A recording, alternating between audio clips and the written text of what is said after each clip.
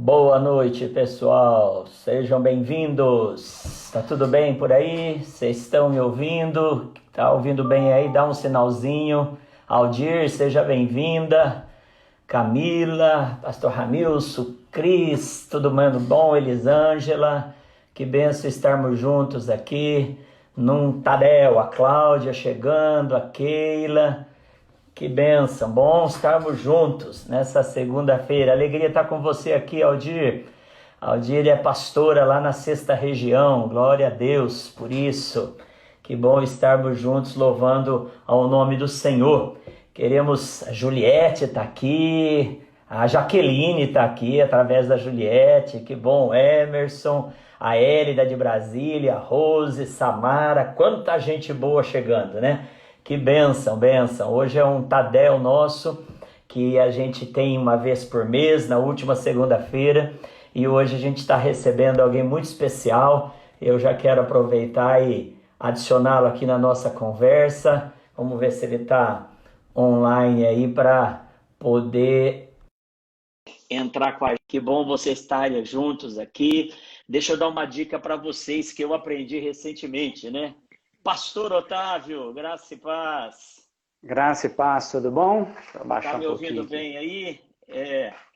Baixa um pouquinho aí, a gente vai se acertando aí. Mas, queridos, eu estava falando Aí para deu. vocês que já estão online aqui. Esses Um dias pouquinho alguém mais, me um pouquinho disse, mais. pastor, pede para a turma pegar Aí. esse. Do lado tem um coraçãozinho, né? E se você clicar em cima do Deu, né? coraçãozinho e manter o dedo em cima do coraçãozinho, você dispara para que mais gente possa acessar esse vídeo, mais gente que te segue ser informada dessa live, né? Então, isso aí, ó, já tem gente apertando. Mas eu descobri que não é só dar um apertãozinho, não. Quando você dá um apertãozinho, sai só um coraçãozinho. Se você manter o dedo em cima do coração, aí dispara para tudo quanto é lado, né? Isso aí, agora a turma está fazendo aí. E também tem aquele aviãozinho aí, que é uma setinha que se você apertar, você vai mandar o link também para o pessoal estar contigo aí. Mas, Pastor Otávio, que bênção tê-lo conosco, seja bem-vindo. É uma alegria receber você nessa live do nosso Tadel. O nosso Tadel, para aqueles que não são da nossa comunidade, é o nosso treinamento avançado de líderes. A gente tem uma vez por mês e estamos fazendo a live toda segunda-feira. Hoje a gente alterou um pouco o horário, a gente estava, as lives anteriores eram às 19 horas, hoje a gente decidiu começar às 20, né? E a gente quer com alegria receber você e também aí bastante gente da 906 que está chegando aí, né? Alegria tê-lo conosco, pastor. Obrigado por ter aceito o convite. A gente aqui agradece estar junto aí, né? Amém. Cumprimentar o pastor Ednei. Estão ouvindo bem? Está ouvindo bem, pastor? Legal, Então tá. legal. Uhum. Também o pessoal aí da Central de Goiânia e todo mundo que está acessando para estar com a gente hoje. Vai ser Amém. Deu uma travadinha. Aí, isso. tá. Isso. Uhum. Então tá bom. Vai ser bom Que estar com benção. vocês aí participando do Tadel de hoje. Amém, amém. É uma alegria e a gente tem dito que esse tempo é tempo de reinvenções, né? É tempo de mudança de paradigmas e a gente, esses dias estávamos conversando aqui, eu, a pastora Isa, o pastor Ramilson, como que a gente vai fazer, né? Quando voltarmos para aquilo que aparentemente era normal antes, né? A gente vai ter de fazer algumas adequações, né? Não seremos mais os mesmos e uma delas é essa questão das nossas reuniões, né? Esses dias eu ouvi alguém dizendo que as reuniões online estão muito mais efetivas, assertivas do que as reuniões presenciais, né? Então, a gente talvez no próximo Tadel, daqui a um mês, se ele for presencial, se puder ser presencial, a gente talvez vai ter de fazer um link aí para todo mundo participar junto, né? Mas um dos motivos nosso, pastor, dessa live estarmos com a sua presença aqui é exatamente para a gente poder conversar um pouquinho, né? Sobre essa dinâmica do discipulado, né? E o tema da nossa live hoje é discipular. E intencionalmente o Ministério da Comunicação colocou o discipular e o lar com letras maiúsculas, né, em destaque, para associar o discipulado com o lar, associar o discipulado com a célula mais importante nossa e o primeiro lugar de fazermos discipulado. e que a gente entende que se não funcionar em casa, dificilmente vai funcionar em outro lugar, né? O próprio apóstolo Paulo fala para Timóteo, para Tito, que se não fosse bons administradores, se eles não fossem bons cuidadores, bons pastores do próprio lar, dificilmente eles seriam bem-sucedidos na igreja, né? Então, o tema da nossa live é esse, né? Discipular. É o discipulado no lar, é o discipulado em família, né? E, pastor Otávio, hoje eu vim com uma camiseta aqui, deixa eu ficar em pé, né? Nem se todo mundo sabe aqui, ó. Mas eu estou usando a camiseta da São Silvestre porque o pastor Otávio é corredor de São Silvestre também. Essa última São Silvestre nós fomos juntos, né?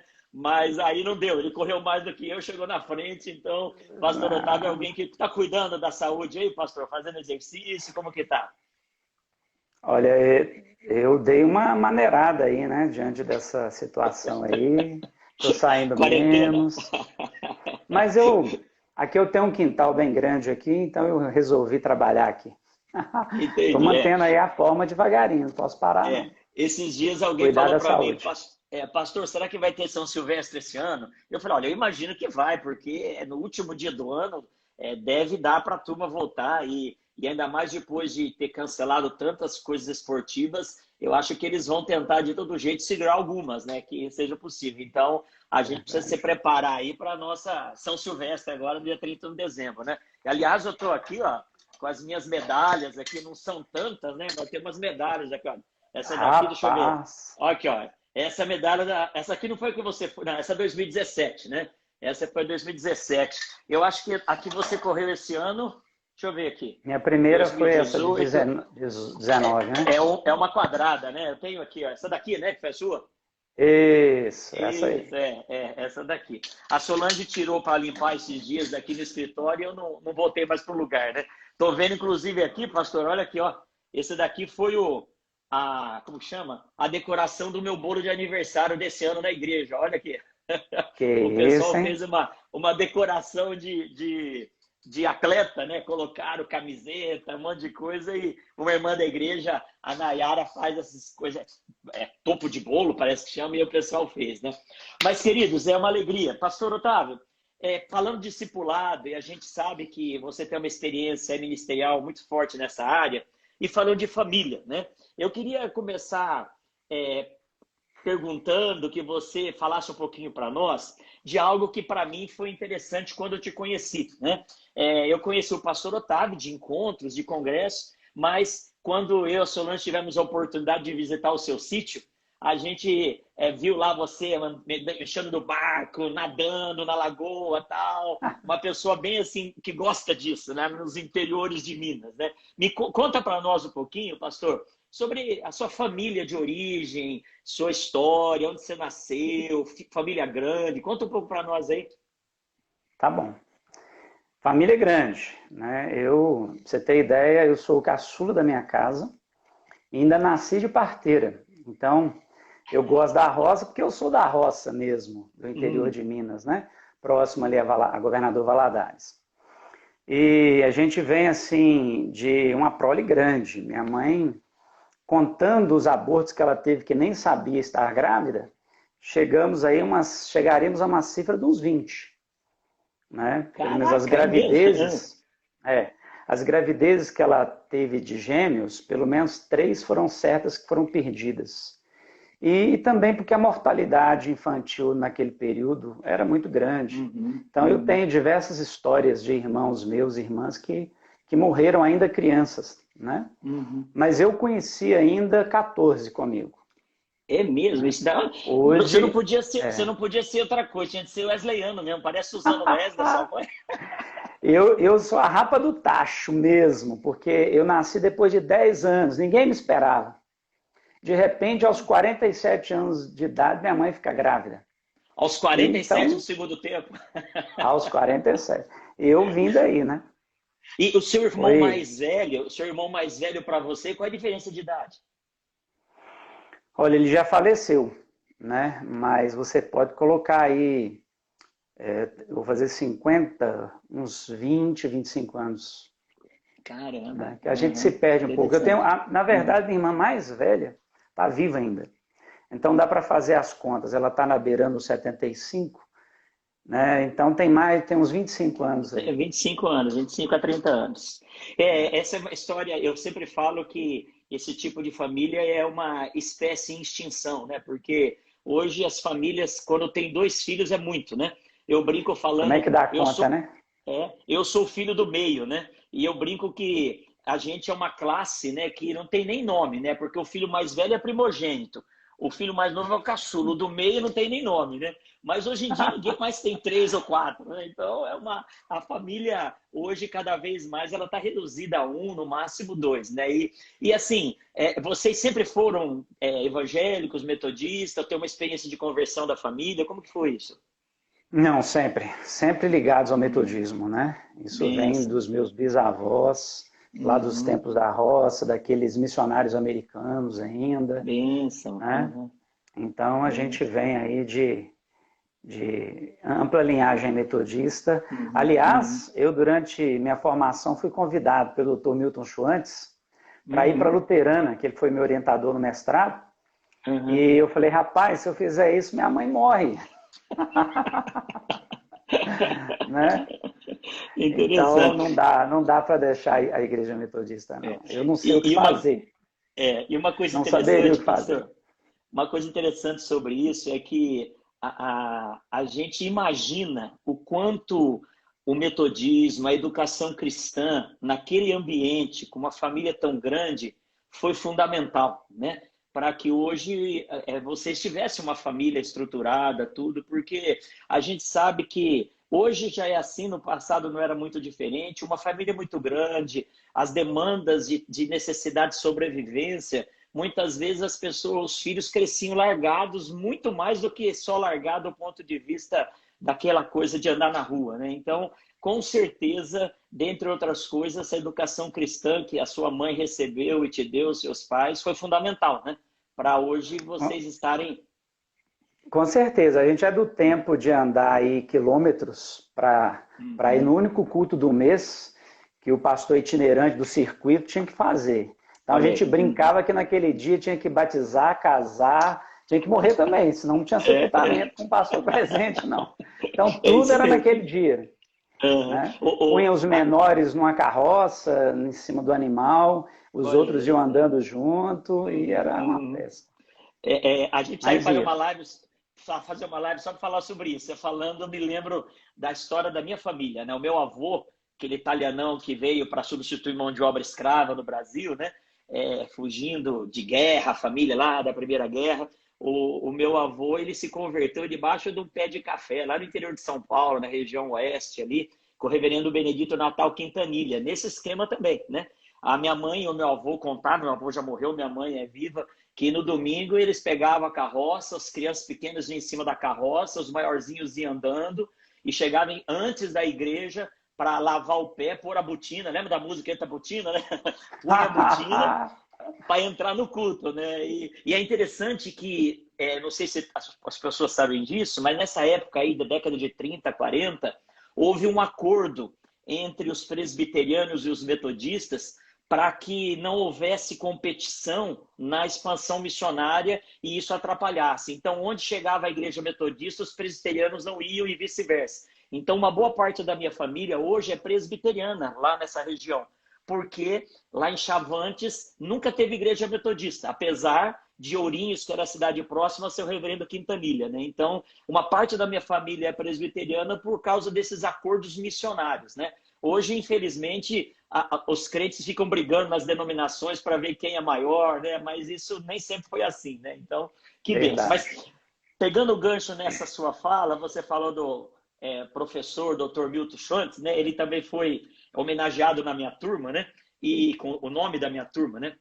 E você falou do mestrado. Conta pra gente um pouquinho aí a sua formação, né? Você formou em teologia, depois você fez mestrado. Qual a sua experiência aí do ponto de vista missionário? Eu sei que também você teve uma experiência missionária na África, né? Conta pra gente um Aham. pouquinho.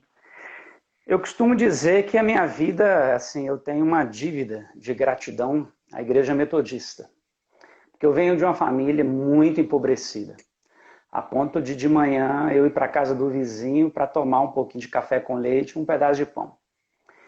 E aos 18 anos, o meu pastor me enviou para a faculdade de teologia, assim que eu encerrei o ensino médio. E aí, meus primeiros 6 meses foram uma dor de cabeça intensa, porque eu tive que começar a ler filosofia, ler muitos textos, e eu não dava conta. Eu passava uma página, na seguinte eu já não lembrava mais. Então foi um exercício tão grande, mas a igreja insistiu comigo.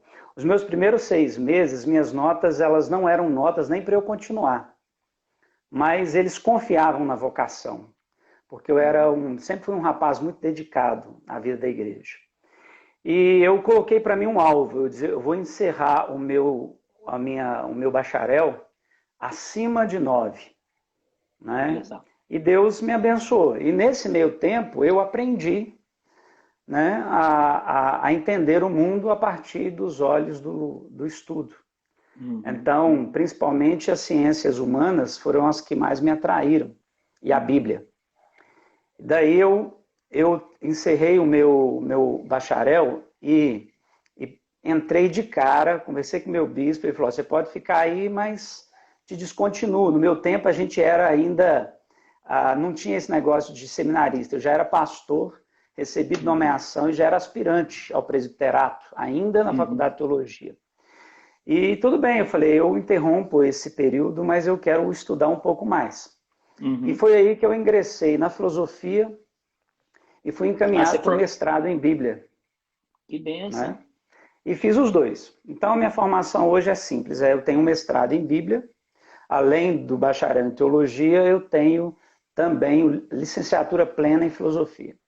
Então você é um filósofo, pode chamar o Luiz Pondé e o Karnal aí para brigar com você de boa. E gosto. Eu dei aula durante 10 anos no ensino médio de filosofia. Que legal. Aí vim para cá e aí eu não está dando ainda, né? Não consegui mais ser professor assim, para dentro de sala de aula. Eu e você sou um pouquinho mais velho, não precisa falar quanto, né? Eu e você somos da geração da ditadura, né? Que a gente... Eu era mais menino, mas eu me lembro de ir para a sala de casa na hora do presidente. Meu tempo é do Figueiredo, que eu me recordo com mais proeminência. Eu me lembro de todos os programas da TV ter aquela plaquinha da censura. A pessoa que assinava era uma tal de Solange. Eu acabei casando com uma Solange. Então a censura aqui... Mas eu me lembro que a gente não tinha organização moral e cívica, né? Foi um tempo, infelizmente, que a gente não era estimulado, quem sabe, a refletir. E a filosofia, ela chama para isso, né? Então, que bênção. E aí você também teve uma experiência de missionária na África? Como que foi? Então, eu, quando retornei para a 4ª Região e fui acolhido, né, como aspirante ao ministério presbiteral, eu fiquei conhecendo, na ocasião, um bispo que era o Josué. E ele é biblista também do Novo Testamento. Ele tinha um curso, e eu, nesse período também, eu escrevi durante quase 15 anos para a revista Escola Dominical, a Em Marcha. E nesse período eu ainda era escritor da Em Marcha. E ele iria a Moçambique, na África do Sul e Moçambique, para dar um curso de Bíblia. E aconteceu alguma situação que ele não pôde. E ele me convidou. E eu, é claro, acolhi, né? Uma experiência dessa a gente não pode dizer não. Na ocasião já era casado, a gente ainda não tinha filhos. Então fiquei um mês, uma semana na África do Sul, conheci alguns centros teológicos de lá, igrejas, mas fiquei a maior parte em Moçambique. Conheci tanto Maputo, onde eu dei esse curso, e fui até Inhambane, onde era a nossa faculdade de teologia. O foco também na malária. Né? Você chegou a pegar malária? Todos os nossos missionários que ficaram mais tempo voltaram por causa da malária. Eu procurei assim, me organizar bastante. Tudo que me disseram que eu deveria fazer, eu fiz. E durante esse mês que eu fiquei lá, de fato, eu voltei sem pegar. Mas tive um prejuízo, né? Porque eu tomei eu era doador lá em São Paulo, da Santa Casa, de 4 em 4 meses eles entravam em contato comigo.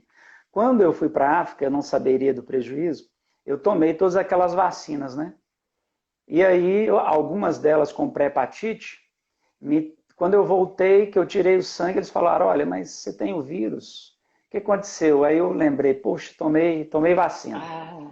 Aí deixei de ser doador por causa disso. Entendi, entendi. Que pena, que pena. E aí tá aí uma boa dica, então. Precisa entrar gente no lugar do pastor Otávio, né? Eu sou doador. Esses dias falei para a Solange, estou precisando voltar lá, porque já deram uns 3 meses aí, É, que é, né? Eu acho que é algo que o cristão, ele não tem como não ser doador de sangue, né? Porque a é, gente recebeu um sangue aí que transformou a nossa vida de alguém que se deu por nós, né? Mas, pastor Otávio, verdade. eu confesso que o ano passado, no projeto missionário, aqui em Bela Vista, perto da gente aqui, na Grande Goiânia, eu descobri uma faceta sua que me surpreendeu, né? Você é vidraceiro, que história é essa? Conta pra Sou, nós sou, aí. sou.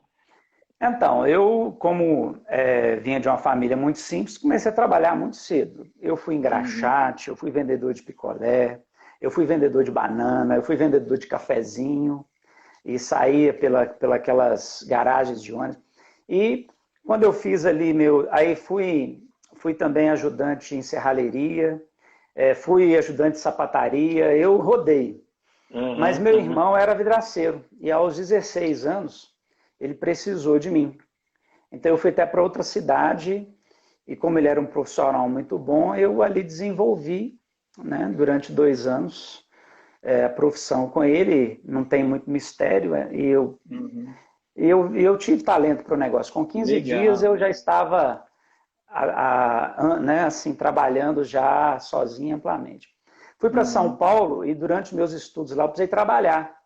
Eu fui para a vidraçaria. Então, em São Paulo, eu me especializei em trabalhar Le- com temperados e laminados, porque lá o que mais dá são aquelas fachadas e aqueles prédios todos em vidro. E durante Uhum. o período que eu fiquei lá, eu cheguei inclusive a arrendar uma vidraçaria. É E mesmo? eu De onde vai fui, traçaria aí?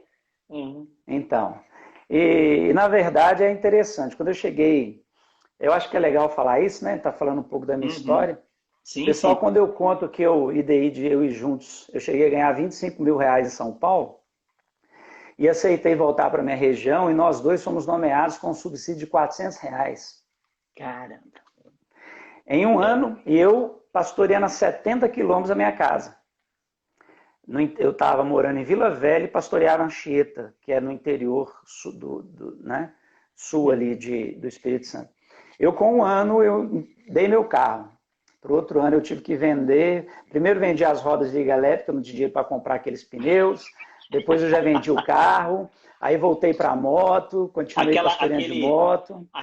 você tinha aquele tape de estojo com o que tirava de dentro assim? Você chegou a ter ou não no carro? Lembra que fita cassete auto-reverse, aquelas coisas que você tinha no carro Não, também ou não? eu tive tudo, passei por tudo isso. Né? Mas esse meu Legal. já era mais recente, já era som com CD, já era CD já. Ah, já era melhor.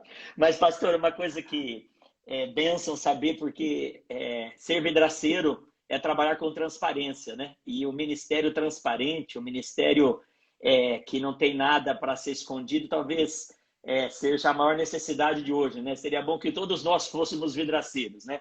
Mas quando eu estou fazendo todas essas perguntas, pastor, na verdade não é mera curiosidade, não, mas é para que a gente saiba, né? Como você disse, né? Você teve uma vida bem sucedida, você poderia ter aberto mão da vocação ministerial para seguir uma carreira empresarial, porque hoje em dia tem muita gente que acha que o cara tentou em tudo e foi mal sucedido e virou pastor. Ao contrário, tem muita gente como você que foi bem sucedido em outras áreas, professor de filosofia, empresário, que tinha aí grupo de gente trabalhando para você, que shoppings prestava o seu serviço para shoppings, e você abriu mão de tudo isso para ganhar R$ 400 por mês no interior do Espírito Santo. Né? Então, isso é bênção, porque isso fala de algo que é legítimo, porque às vezes as pessoas tem um ditado que não é um ditado metodista, que fala assim, você vê as pingas que eu tomo e não vê os tombos que eu levo, né? Então é importante ver também os tombos que a gente já levou na vida, né?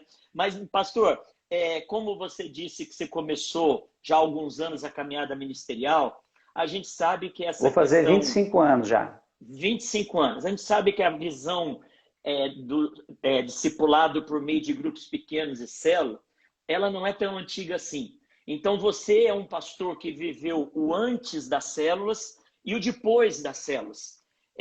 Pontua para nós a sua experiência, porque não é uma experiência de livros, e não que seja errado a gente acessar livros, ao contrário, mas é uma experiência prática, quais são as grandes diferenças que você vê no modelo de igreja que não tem as células para um modelo de igreja que tem, se não na sua totalidade, mas um processo de implantação, de transição?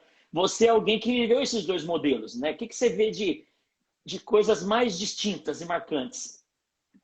Tá. Eu quero começar falando mesmo do discipulado.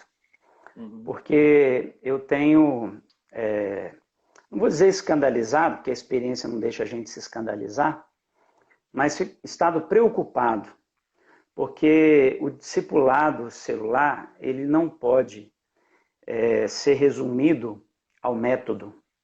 Tá me ouvindo? Tá, né? Tô. Não pode ser resumido ao método. E a gente, quando está começando, igual a dirigir, você é muito mecânico, porque você não domina o todo. E então, é muito mais fácil a gente começar aprendendo métodos. E eu vejo que e também foi o meu caminho. Mas chega um momento, a gente precisa aprofundar a experiência com Cristo, que passa por aquilo que o discipulado chama de desenvolver o seu caráter em Cristo. Né? Ser seguidor mesmo de Cristo. Porque se você não entender e trabalhar essa profundidade relacional com Jesus, né, tudo se perde. Tudo não vai passar apenas de um outro método. Então, método por método, eu vejo que a igreja tradicional de onde a gente veio, que tem o pastor e tudo é concentrado nele, ela funcionava. Meu pastoreio sempre cresceu, Deus sempre me deu a oportunidade de experimentar pastorados em crescimento. E até conhecer o discipulado que foi na minha igreja anterior a essa aqui da 906, as comunidades que eu trabalhava cresciam. Então a questão do crescimento não está relacionada à célula diretamente. Embora estrategicamente, que é uma outra questão, a célula favorece muito mais. Né? Historicamente, biblicamente, no tempo de Wesley, quando todas as pessoas na história que experimentaram o movimento celular, ele é muito mais profícuo, porque ele é descentralizador. Esse é um ponto. Primeira coisa é isso. O ministério celular ele é descentralizador. Primeiro, ele não é clerical, ele é laico. E aí a gente volta para a igreja metodista. A igreja metodista é uma igreja laica. Ela iniciou-se assim, nós não tínhamos tantos presbíteros, por isso que nós éramos itinerantes antes. Né? Wesley, o que ele mais tinha eram pregadores leigos, que dirigiam suas comunidades. Nós vamos para a Bíblia e vemos os apóstolos como Paulo, ele fez a mesma coisa. Aonde ele chegava, ele não podia ficar. Então, o que ele fazia? Ele ensina para Timóteo, do jeito que eu te ensinei, né, 2 Timóteo 2,2. Você faz isso com outros homens idôneos, responsáveis. Então, a questão do caráter. Então, a experiência com Cristo ela é essencial. E hoje nós estamos na contramão disso. Eu ia falar um pouquinho de casa, e uma das dificuldades nossa é, por exemplo, trabalhar nossa quietude. Sem quietude, a gente não tem experiência com Deus, que é profunda. Né? Para ter essa experiência com Deus, se você correr para o método primeiro, você vai reproduzir método, mas você não vai encontrar o verdadeiro discipulado. Porque só se encontra o verdadeiro discipulado quem anda com Cristo. Isso é essencial. Né? Isso é essencial. Pastor Otávio, e a segunda... desculpa, essa palavra quietude ela é muito forte. Ela pode ser também comparada ou ser atribuída como sinônimo de contemplação? Sim, é uma das maneiras. Eu costumo dizer que eu vivencio na minha vida e aprendi a fazê-lo, a questão do silêncio e da quietude, em dois níveis. O vertical e o comigo mesmo. Né? A gente observa Jesus. Jesus era o cara do monte. Por quê? A gente lê as passagens bíblicas e percebe que aonde ele ia refazer-se ministerialmente para estar com Deus. Então, uma hora ele adverte os discípulos que estão com ele. Vamos construir uma tenda aqui, tá tão legal. Ele não. Aí ele dá o sentido do monte. Não, eu venho aqui para buscar a Deus e para ter condição de, então, compartilhar dele. Não faz sentido. Isso é o discipulado. Né? E a segunda coisa é quando ele precisa descansar. Ele precisa descansar. Então ele procura um monte também para estar com Deus também proporciona isso. E a quietude consigo é o seguinte, e aí que para mim é o grande desafio de hoje. A gente está na sociedade do fazer, né? E o fazer não ajuda. Você para e já está pensando assim, o que eu vou fazer daqui? Você para fazer um devocional, sua cabeça está nela mesmo? Você para dedicar-se a um jejum, quanto tempo de fato efetivo você pratica o jejum? Você está, não, eu vou orar ao Senhor. Você consegue? Quanto tempo de fato você está com Deus? E aí você compromete todo demais. Né? Se você não tem isso. E aí, qual que é o oposto disso? É o que causa ansiedade, é o ativismo, né? É aquela ideia do no discipulado. Se você primeiro não está com Deus, você põe toda a obra depois a perder. Porque ela vai ser ativista e ela vai... aonde vai estar Deus? Né? Onde vai estar o que faz a diferença, que é o que vem de cima? E pastor Otávio, nessa linha, então a gente poderia dizer que essa quietude, que é para contemplar, para experimentar, para descansar, ela é o paradoxo ou o oposto do ativismo, né? E talvez hoje uma das crises, e se a gente quiser já entrar nesse tema, ou mais no final da live, né? Ontem eu estava assistindo uma entrevista com o Pondé, e a repórter perguntou para ele, falando da questão do índice de divórcios que aumentou na China, as estatísticas mostram isso, né? E quando aí ele liberaram o povo, né? Ele falou uma coisa interessante, ele falou o problema é que as pessoas talvez ficassem casadas antes pelo tempo que elas não conviviam. Então, o cara tem um ativismo profissional, um ativismo às vezes religioso, e ele vem em casa só para dormir. Então ele fica casado 20 anos desse jeito. E aí o Pondé fala isso, né? O problema é que a gente às vezes fica junto e consegue ficar junto por causa da ausência. Eu fico a maior parte do tempo longe da minha esposa e aí então eu me dou bem com ela. E talvez a crise que levou os chineses aí para o cartório quando saiu da quarentena, e a gente precisa ficar preocupado com isso, é que esse tanto tempo junto, né? É um perigo, porque a gente corre o risco de descobrir que nós somos estranhos morando na mesma casa, né? Então, talvez falta quietude conjugal, falta essa ideia, de repente, de eu experimentar meu marido, a minha esposa, os meus filhos de uma forma muito inteira, né? E aí, quando tem essa oportunidade, antigamente eu falava isso, né? Quer ver se a família está em ordem ou não? Quando acaba a energia elétrica. Quando acaba a energia elétrica e você não tem internet, você não tem TV, o que a turma fala? Ah, vamos aproveitar e dormir mais cedo. Porque não tem convivência, né? Então, essa palavra sua me fez lembrar disso, né? Que talvez hoje... Eu lembrei da minha infância de novo. Na minha infância, quando dava 6 horas da tarde, não tinha luz. E aí, o que a gente tinha que fazer? Cada um ia para a sua cama, mas as casas antigamente, as paredes não iam até em cima. Sim, meia parede. Então você falava em qualquer cômodo e todo mundo escutava. Aí os anciãos, o pai, a mãe, os irmãos mais velhos, faziam o quê? Iam contar as histórias. Então a gente dormia, os meninos, ouvindo as histórias. Olha só. Né? E quem disse que a gente dormia? Só dormia na hora que falava assim, não, vamos parar. Porque a gente se encantava com as histórias. Que gostoso, né? Que gostoso. E aí, se você me perguntar assim, você sabe contar histórias para suas filhas? Né? A gente conta de vez em quando. Aliás, nós retomamos agora nesse tempo, falei, agora é a oportunidade de nós retornarmos o culto do lar diariamente. E está sendo tão gostoso. Nós almoçamos, nós resolvemos o horário do almoço. Porque a gente se assenta e come na mesa, olha, todo mundo junto. E depois a gente pega um devocional, faz o devocional, levanta as questões dele. E quando a gente se vê, a gente já está falando sobre um monte de outras coisas. Dando risada. Eu estou super feliz assim. Eu acho que eu nunca fui tão presente com as minhas filhas. Eu quero dizer que a quarentena está me fazendo muito bem do ponto de vista da família e do lar. Mas eu já aprendi a quietude. Eu não sou um cara ansioso. Né? Eu sou assim, aliás, desde que... E o discipulado fez isso. Porque certa vez eu ouvi uma ministração assim, Jesus chamou os 12 primeiro para estarem com ele e depois os enviou a anunciar o reino e expelir demônios.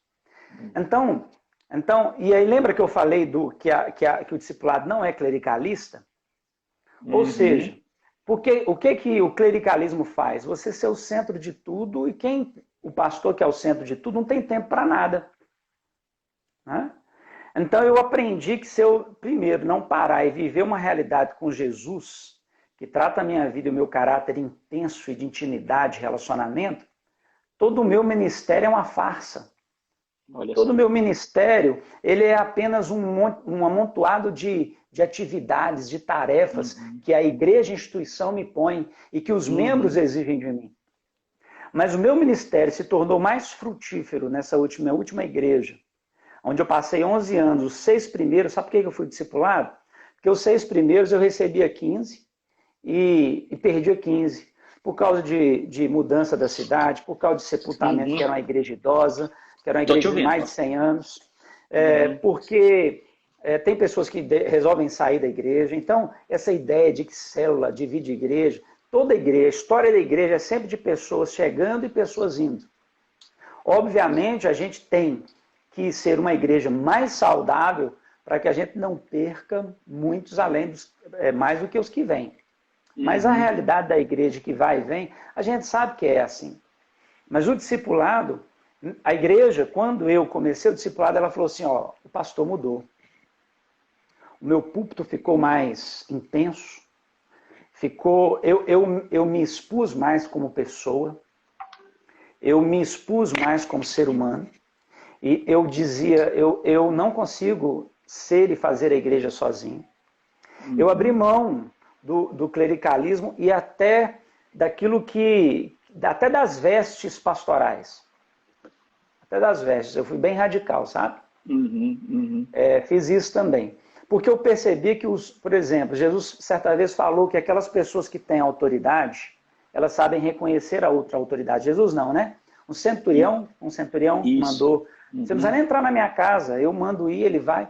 Aí eu percebi o seguinte, as pessoas mais de poder que estavam chegando na minha igreja, elas não me cumprimentavam, se não fossem apresentadas. Porque elas viam assim, do jeito que elas eram autoridade no mundo, elas me viam dessa maneira na igreja. E para você ir a uma autoridade, você precisa ter acesso. Então, quando eu passei a me vestir assim, né, não tão formal como executivo, porque paletó e gravata vem disso aí. Sim. Aí eu percebi que os caras chegavam para mim, até antes mesmo de saber que eu era o pastor da igreja. E eu percebi, falei assim, eu não preciso então dessa roupa para eu poder ser pastor. E eu abri mão. Isso não quer dizer que as pessoas tenham que fazer isso. Foi uma opção minha.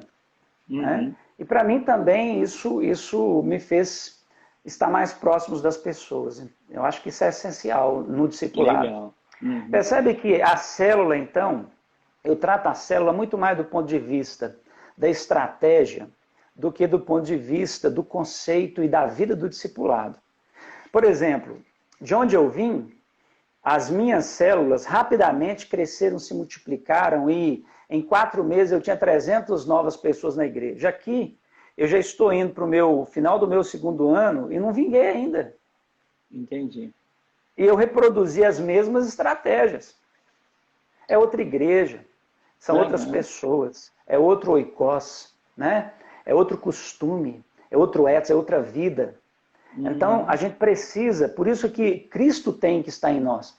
Porque se Ele não nos levar ao encontro dos nossos membros e das pessoas que querem a Jesus, a gente não passa de método. Né? Eu, então, estou sendo paciente. Benção. Agora, do ponto de vista estratégico, por que eu acredito na célula? Porque ela se aproxima da casa. Trabalhar um pouquinho isso biblicamente também é interessante, mas vamos lá. Entendi, legal. Então, assim, a gente percebe que no passado, no tempo que o seu bisavô se converteu, que o meu avô se converteu, havia discipulado, só que era um outro método, né?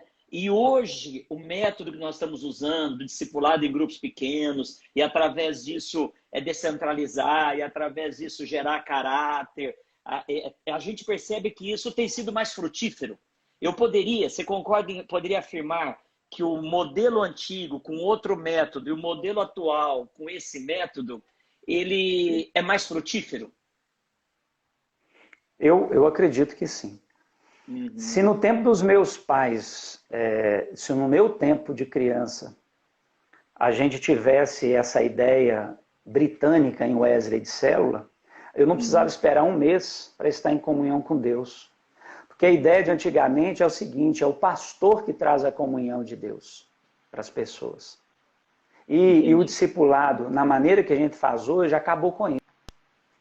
Pô, a gente tem que acabar com isso. O novo paradigma é o paradigma do sacerdócio universal de todos os crentes, que é uma herança da reforma que a gente tem e a gente perdeu por causa da centralidade no templo. E o templo faz a centralidade ir para os líderes do templo, que somos nós.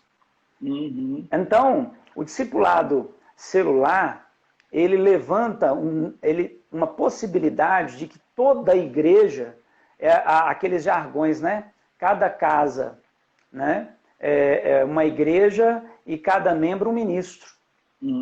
Tá?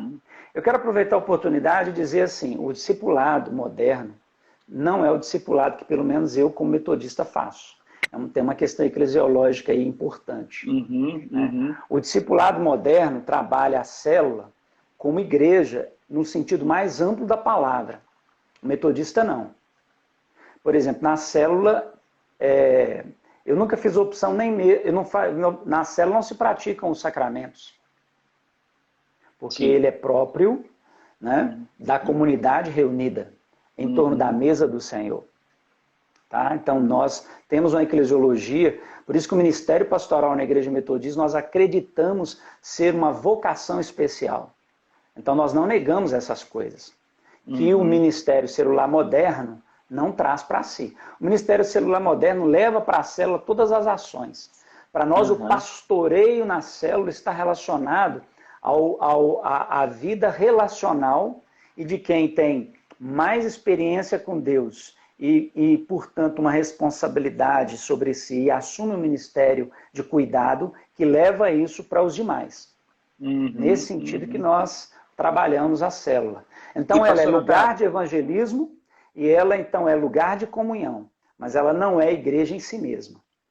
E isso é importante, a sua fala, porque a Bíblia também fala, se a gente pensar na célula do ponto de vista de biologia, é da célula que o corpo é constituído, né? E o corpo, ele é composto por órgãos e tudo organizado pela cabeça, né? E o apóstolo Paulo usa essa metáfora, essa analogia, né? Aqui em Goiânia, a gente tem a realidade de algumas igrejas celulares nesse modelo em que tudo acontece na célula, que o processo de divisão, ele acontece muito. Por quê? A pessoa, ela perde essa ideia do link com algo maior. Ela perde essa ideia de estar ligada à videira, né? E aí, no sentido que Jesus fala em João capítulo 15, né? Então, muitas vezes a gente vê, infelizmente, aí envolve outras coisas, seria tema para outra live, que as pessoas acabam dividindo, porque a palavra multiplicar, ela vem da ideia da gente fazer algo positivo. O dividir é o negativo, às vezes fruto de rebeldia e outras coisas. Mas eu acho que a nossa eclesiologia, ela é boa porque ela fortalece o discipulado relacional para gerar caráter, para a pessoa desenvolver o sacerdócio dela, o sacerdócio universal, mas ela mantém a importância. E a gente vê isso em Jesus, né? Jesus, ele tinha muita crítica ao templo. E ele foi condenado pela forma como ele tratava o templo. No entanto, quando ele curou os 10 leprosos, ele mandou ir para o templo. Ele mandou, quando ele lavou, ele sujou o rosto com gusto e barro lá do cego, no João capítulo 9, ele mandou se apresentar ao sacerdote, né? Então, essa dinâmica das duas asas, ela é importante, né? Na nossa eclesiologia, isso é fundamental, né? Que bênção. Agora, pastor, nossa, eu tinha tanta coisa para te perguntar, conforme for, a gente eu também tinha tanta coisa para falar, mas vamos lá. Não, mas se der o horário aqui, a gente combina e volta para uma outra live. Aí o pessoal que está linkado aí, a gente volta para uma outra live. Mas eu queria continuar perguntando para você o seguinte. Você pastoreou em Cataguás.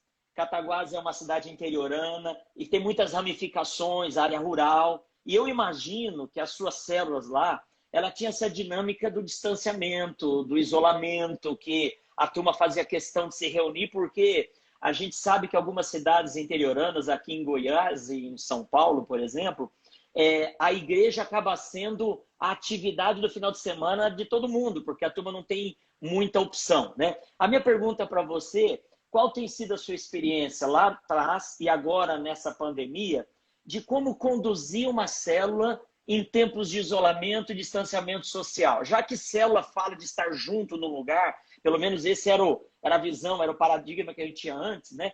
Como que hoje um líder de célula é instruído pelo seu supervisor, pastor Otávio, nessa dinâmica de não poder ter aproximação física? Então, eu estranhei um pouco a maneira com que, quando eu cheguei aqui, a gente trabalha, assim, o nosso grupo aqui trabalha a mentalidade do que é uma célula. Uhum. Porque a minha experiência é de visitar algumas igrejas, como no meu primeiro ano eu não tive nomeação, então eu fui convidado para estar em muitas igrejas. E olhava o informativo, estava assim, célula, reunião das células, às quartas-feiras. Eu venho de uma experiência que célula não tem dia, não tem horário e não tem lugar. E aqui está sendo muito difícil implantar isso. Só que eu acredito que se não implantarmos isso, a gente só reproduz a ideia de templo, de um outro jeito. Uhum. Porque a gente continua colocando a nossa agenda para outra pessoa. Então eu venho de uma ideia, tanto que as células lá continuam bem, mesmo agora, porque se a gente suplanta essa ideia de célula como um lugar estático, né, mas o lugar é relacional, a gente não tem dificuldade em estar como a gente está aqui se falando hoje. Eu desde o início, tenho feito a minha célula online. Eu Legal. dei esse espaço para os líderes da minha igreja. Alguns conseguem fazer e outros ainda não, por estarem ainda presos nessa ideia de paradigma de não conseguir ir além disso. Então, eu acho assim, é oportunidade para a gente avançar na nossa ideia de célula. Né? Se as células somos nós, como membros uns dos outros, a gente só precisa de um pouco mais de esforço, né? E a gente aprende que Deus nos fez, né? Sua imagem e semelhança, somos criativos. Então a gente se adapta e a gente aprende a estar juntos, mesmo nesse distanciamento, sem perder nada. No início o quebra-gelo é meio truncado, porque reduz um pouco. Agora eu estou vendo aí, a gente já está com facilidade em fazer os quebra-gelos, porque a gente já pegou o jeito, né? E alguns mecanismos como o Zoom te permite projetar enquanto você fala também um PowerPoint, então eu comecei a usar desse meio e outros líderes também. Né? Mas eu tive líderes que teve dificuldade e não estão fazendo. Né? Você falava do desafio da nova igreja. Eu já estou dizendo para a minha igreja, olha, não dá para a gente recuar mais de certos meios. O que para nós é uma novidade, há igrejas que estão à nossa frente, ó, porque o cara fala, não, para mim não mudou nada, eu fazia live toda semana. Eu fazia uma gravação para os membros da minha igreja ou para as pessoas que me acompanham, né, toda semana. As pessoas que me seguiam, eu alimento elas semanalmente. Eu, por exemplo, não tinha essa prática, mas vou precisar tomar essa prática. Porque a gente passa a ter mais gente... Ó, a minha igreja, deve ter acontecido com vocês aí também, né? De fevereiro para cá, nós triplicamos o número de seguidores. Mesmo o Facebook da igreja, por causa das lives, está assim, estourando. Né? Eu não tinha Instagram, eu fiz. Porque se torna hoje uma exigência, um meio de comunicação essencial, principalmente para os mais novos. Então a gente tem que se adaptar. O pastor Otávio, essa questão dessa adaptação, né? Eu dou um testemunho meu aqui dessa transição do velho para o novo, né? Eu sempre fui muito resistente a programações em dia de cultos na igreja. Então, domingo e quinta-feira, eu era contra qualquer coisa que chocasse com a programação da igreja, né? E para mim foi um desafio que eu consegui vencer, graças a Deus, de, entre aspas, permitir que células se reunissem de quinta-feira à noite, que nós temos o culto na igreja, né? E há pouco tempo, o Ministério de Artes da nossa igreja, que é uma bênção, né? A líder me procurou falando assim, pastor, nós queremos reunir o nosso ministério, ter um momento de célula, de discipulado e ensaiar. E nós temos tendo momentos assim tops. Final do ano tivemos uma programação no teatro, foi uma bênção, foi um show para a glória de Deus. E elas estavam desde o ano passado, 6 meses ensaiando. E o único dia que elas conseguiam era domingo de manhã, na hora do culto matutino. E aí eu orei, busquei em Deus, eu conhecendo, porque uma coisa é o que se pede, outra coisa é quem está pedindo, né? Quando a pessoa é engajada, o caráter da pessoa, você sabe que aquilo vem de algo que é de Deus, né? E aí eu concordei. E esse pessoal do Ministério de Artes, todo domingo, 9 horas da manhã, começa o culto matutino, eles vão lá para o salão social, eles se reúnem, tem um momento devocional de discipulado, e a líder tem feito discipulado, eu sou testemunha disso. E aí eles ensaiam até 10h30, que é a hora que eu termino o culto. E aí eles vão para a escola dominical. Antes, agora, no mês de fevereiro, uma pessoa antiga da igreja que não sabia disso, chegou, foi subir na galeria na hora do culto matutino e viu lá 40 pessoas ensaiando. Cara, a pessoa escreveu um dossiê para mim, me criticando. Onde já se viu, não pode isso. Na hora do culto, as pessoas estão perdendo a bênção. Aí eu respirei, orei, aguardei um dia para responder. E respondi, acredito, com muito amor. E a pessoa entendeu. Eu falei assim, olha, aquele povo lá está adorando e servindo igual a gente estava dentro do templo. Né? Eles não estão fazendo outra coisa, não, do que está fazendo o que nós estamos fazendo. E a pessoa depois entendeu, me agradeceu pela resposta, tudo. Então, isso a gente precisa. Senão a gente vai pegando essas coisas que vão chegando numa estrutura velha. E Jesus já disse que não se coloca vinho novo em odres velhos, né? Então, o odre aí talvez seja essa estrutura que a gente tem de ter coragem. E às vezes, pastor Otávio, a gente joga a culpa no andar de cima. A gente fala, não, o meu pastor, ou então meu SD, ou então minha bispa, ou então o colégio episcopal, ou os canes. Quando, de fato, se a gente entender e buscar em Deus, Deus vai dar estratégias para, sem rebeldia, mas com jeitinho, com oração, romper essas coisas, né? Então, assim, eu creio que o grande desafio nosso, né, é fazer essa transição. Uma das coisas que esses dias eu falei numa reunião de colegas, pastores, né? Falei, olha, o problema de mudar modelo é a gente trocar o pneu furado de um carro em movimento, né? Conta essa história. Olha, nós já vamos avisar desde já. Faltam 7 minutos para terminar a live. A hora que cair, a gente volta de novo, tá bom? O pessoal que está aí participando. Tem até, pastor, eu quero terminar esse primeiro momento fazendo uma pergunta que alguém fez aqui para a gente responder no segundo momento. A gente pode voltar, então? A gente pode não, voltar? vai cair. Ela vai cair, daí a gente começa uma nova live e você pede para entrar e eu te coloco de novo. E o povo que está aí volta a seguir a gente, tá? Mas esses tempos atrás eu vi uma historinha, né? Aqui na nossa igreja nós temos muitos médicos, né? E eu vi a história de um mecânico que estava consertando o motor do carro do médico e o médico estava do lado, né? Aí o mecânico consertando o motor, aí o mecânico falou, pois é, doutor, eu estou abrindo o motor aqui, consertando para ganhar mixaria. O senhor abre o motor da turma lá, das pessoas e ganha uma fortuna. Aí o médico falou, a diferença é que você abre o motor com ele desligado. Eu abro o motor com ele funcionando. Então, boa!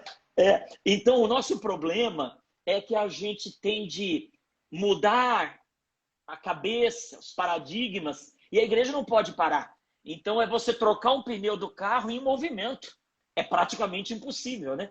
Então, acho que essa é uma experiência que a gente precisa aprender errando e acertando. Mas uma das perguntas que alguém fez aqui é Ju Deixa eu só dar um exemplo, é um minuto. Tá, manda lá. Só para nesse assunto. Em Cataguases, nós tínhamos uma reunião de abençoado, um odre velho, que era a reunião do estudo bíblico da semana. Durante 6 anos, com 20 pessoas.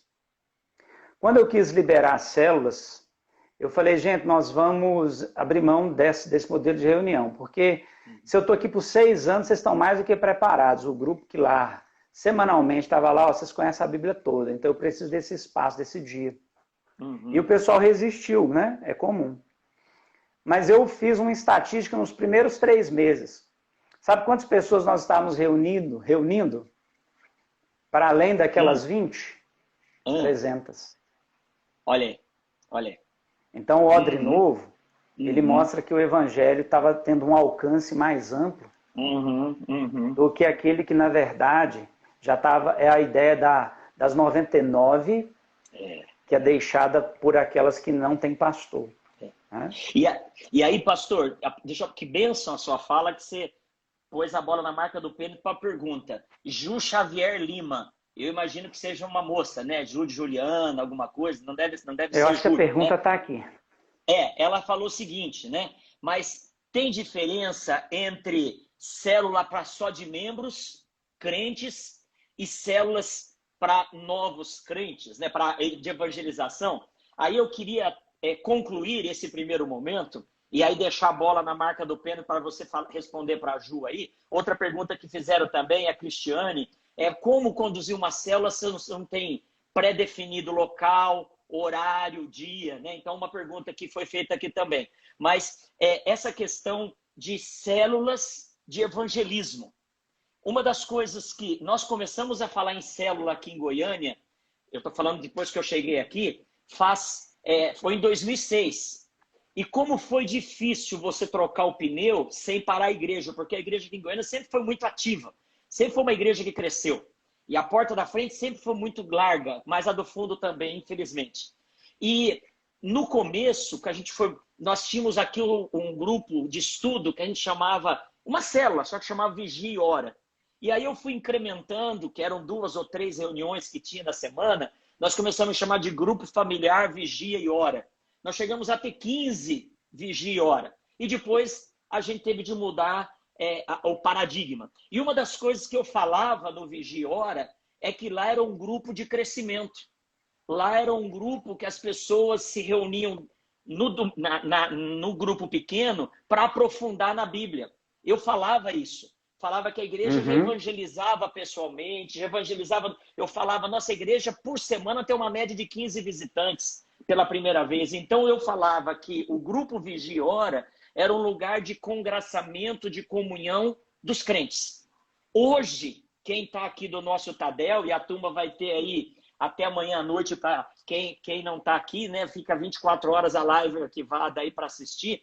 Quem hoje participa dos nossos Tadel e tem ouvido a gente, nós temos falado que célula é de evangelismo. Então, para a Ju aí que perguntou, célula precisa ter gente antiga, porque é a base da multiplicação, precisa ter crente, mas a célula é lugar onde a gente vai evangelizar, né? E aí você tem os grupos de discipulado, que é composto pela liderança das células, pelos supervisores de rede, depois o pastor vai falar um pouco sobre isso, mas o importante é a gente entender isso, né? Pastor, nós temos 1 minuto e 20 segundos nessa live. Fala alguma coisa sobre isso e já avisamos todo mundo. Estamos aí agora com 55 pessoas. Então, a hora que terminar, nós precisamos de pelo menos 60 para voltar, hein? Você aperta o coraçãozinho aí, igual a turma está fazendo aí, fica com o dedo no coraçãozinho, porque isso daí replica e mais gente que é seguidor seu vai ficar sabendo dessa célula online ou dessa live, né? E vai participar e ser abençoado também. Pastor, 50 segundos, completa aí. 50 segundos, ok.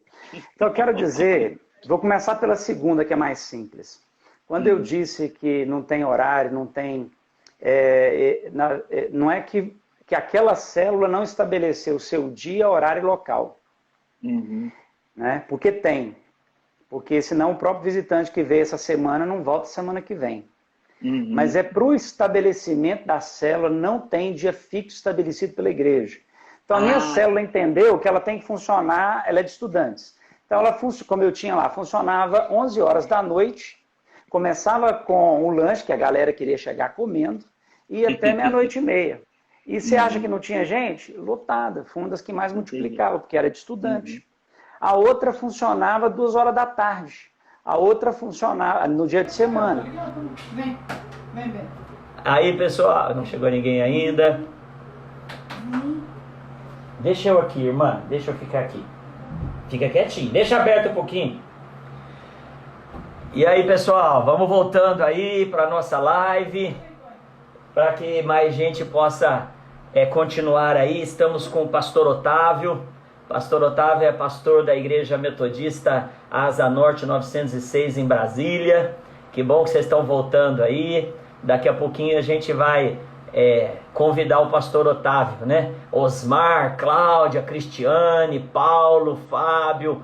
Que bênção, né? Olha aqui, ó. Giovana, Keila Merebe, Cláudia, Todinha, Edu, Edivaldo, Fernando, Osmar, Rejane, Pastor Bira, Adriana, Bianca, que bênção, Eli, Fábio, Metodista 906 está chegando aí. Então nós vamos chamar o pastor Otávio para continuar. E vamos ver se essa live a gente consegue terminar antes da hora, né? Para a gente não ficar muito tempo aí, né? Tomando aí 2 horas. Pastor Otávio, estamos aí.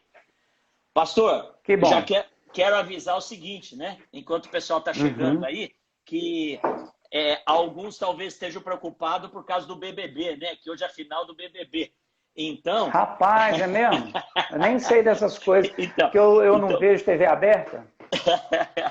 Então, a dica aí é que nós não vamos ficar muito tempo mais nessa segunda live, não, tá bom? Aí, o Pedro Estrela tá aí, a pastora Rejane, lá Legal. de Campinas, a Aline, José Roberto, a Hélida, que bênção, que bênção. Olha aqui, ó, a pastora Rejane, a pastora da Igreja Metodista Pai Querer, lá em Valinhos, tá falando, é a mãe da Priscila. Priscila é uma líder sua aí, né? Isso, deve estar também por aí. Tá, a Priscila tá, a Hélida tá aí, que bênção, que bênção. Parceria boa, viu? Estarmos juntos aí com o povo da 906, né? Glória a Deus por isso. Mas então, pessoal, eu não quero entrar no meio. Aí é uma outra live, se é pecado assistir BBB, né, pastor? Aí vamos deixar para outra live isso. Aí, se você quiser, você entra no nosso Instagram aí, no nosso perfil e pergunta aí, a gente pode, né? Discutir sobre isso, né? Se é pecado ou não assistir BBB, né? Aí, então, que a gente nós não vamos nos prolongar muito, não. Acho que 1h15, 1h20 de live é um tempo bom, né, pastor? Para a gente poder trabalhar esse tempo. Então, o pastor estava falando, volte aí para o tema da questão do local, do dia, né? Okay. A gente sabe que tem live, tem célula que funciona na escola, na faculdade, no intervalo, né? Tem célula que funciona no local de trabalho. Então, talvez seja essa direção que você estava dando, né? Isso. A minha estranheza foi ter chegado aqui a igreja estabelecer dia e horário das células se reunirem. Então, nesse sentido, a gente não faz. Mas a célula ela precisa ter local, ela precisa ter uma base, que eu chamo de núcleo, né, para ela acontecer, de membros experientes. E ela, então, obviamente, aí eu vou entrar no segundo ponto, ela se torna, portanto, evangelística. Então, primeiro, não é que a live não tem dia, local e hora. Cada célula, ao ser formada, ela estabelece isso a partir da sua própria realidade e do grupo que ela quer alcançar. É isso que eu estou dizendo. Porque se eu coloco assim, não, as células da igreja 906 vão acontecer às quartas-feiras, às 20 horas. Pronto, eu tornei a célula um templo. Essa é que era a ideia que eu estava passando. Entendi. Que a gente tem que evitar e que eu acho que é um novo paradigma. Então a célula vai ser a partir da liderança e do núcleo dela, eles vão sentar e planejar a partir do público-alvo, né? Qual o melhor dia, qual a melhor casa e qual é a melhor hora. Mas, entendi. Né? Ok? Até a multiplicação e, no decorrer disso, avaliar. Por isso que tem que ter uma supervisão. Entendi. Olha, não está crescendo, não está vindo visitante. Peraí, então será que a gente está fazendo no melhor dia, na melhor hora? Então, a célula ela é sempre flexível, ela nunca vai ser como o templo, um lugar rígido aonde a gente não pode mudar a sua estrutura. Ela vai ser sempre mais tranquila. Legal. Indo para a segunda questão, que está mais relacionado que é uma célula, né, e como ela se compõe, de que maneira ela atua. Então eu acho que a célula, a gente não pode trair o DNA, que a gente chama. O DNA de uma célula ele está relacionado ao que eu olho para o Jesus com os 12. Ali, para mim, está o DNA da célula. Quando Jesus chama, e como é que ele chama? Ele já tem uma experiência com Deus, ele é um líder que já está consolidado, o Espírito Santo desce sobre ele, esse é meu filho amado, o Espírito Santo, então, começa a enviar Jesus para trabalhar, eu gosto muito de Lucas, porque é o evangelista do Espírito Santo. Jesus está sob o poder do Espírito Santo e é enviado pelo Espírito Santo. Então, é a questão do líder, tem que ser preparado, tem que ser formado, e a partir daí ele assume esse lugar de autoridade, e ele passa a representar isso a partir do envio da igreja. Como o Senhor Pai enviou Jesus como filho, a igreja envia seus líderes de célula. Né? Só que, qual que é a tarefa da igreja? A célula assume originalmente a tarefa da igreja que Jesus realizou. Jesus não tinha assim, nada que o impedia alcançar as pessoas. Ele fala, o Filho do Homem veio para alcançar, buscar e salvar o que está perdido. E ele, quando é assunto ao céu, ele deixa essa tarefa para a igreja, fazer discípulos e discípulas, indo no caminho. Então a gente percebe que a proposta da célula é essa proposta flexível, da caminhada. Né? Então, não tem como uma célula, no seu DNA, na sua gênese, não ser evangelística. Não existe célula de crescimento. Não existe. Não é célula. Arruma outro nome. Não é um grupo pequeno, arruma outro nome. Né? Toda célula precisa. Por quê? Porque nós somos discípulos. E qual é a tarefa do discípulo? Dada por Jesus. Então, não tem outra. Enquanto a gente faz, a gente convive, enquanto a gente faz, a gente desenvolve amizade, enquanto a gente faz, a gente compartilha espiritualidade, enquanto a gente faz, a gente desenvolve maturidade espiritual e cristã. Mas a gente não pode perder o foco é um só, é buscar o perdido. E aí a estratégia da célula é melhor que a do templo, principalmente nos dias de hoje em que é um espaço que ele é tão dicotômico, né? A pessoa que não é da igreja, quando você fala com ela em igreja, em templo, é o que a gente está vendo. O que eu mais tenho visto hoje, para falar do templo, no meu Facebook, por exemplo, que eu sou das antigas, uso muito Facebook, é o seguinte, quando o crente tinha o templo, ele estava lá, até esqueci, mas o que eu quero colocar é a segunda parte. Agora que ele não tem o templo, então o que ele... lá então era o lugar de pedir o dinheiro. Agora, além de pedir dinheiro, o crente quer curtida, porque se ele não for muito ouvido, então agora nós estamos correndo atrás de plateia, nas lives, nos cultos. Ou seja, olha que imagem retorcida e distorcida da igreja. Igreja não é isso. Então, o modelo de templo que a gente tem hoje é um grande desafio. Como era no tempo de Jesus. Jesus entra no templo e faz o quê? Ele ensina lá, mas não é no modelo dos escribas e fariseus. Jesus, por que Jesus ele nega a lei? Não é porque a lei era bíblica, porque a lei se tornou outra coisa. Era a lei que colocou um abismo entre o puro e o impuro. Esse é o problema de Jesus no Novo Testamento. E que o templo passou a ser uma referência disso, porque quem entra no templo é o puro. O impuro não tem mais lugar. Jesus quebrou isso. Jesus quebrou isso. Então, hoje nós temos que olhar para o templo e quebrar aquilo que o templo fez, interpretou mal a lei. E a gente volta no tema do puro e do impuro.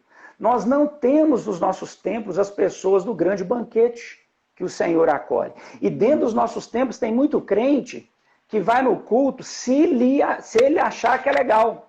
Não, quem vai cantar no louvor hoje? Não, então vou cuidar das minhas coisas primeiro.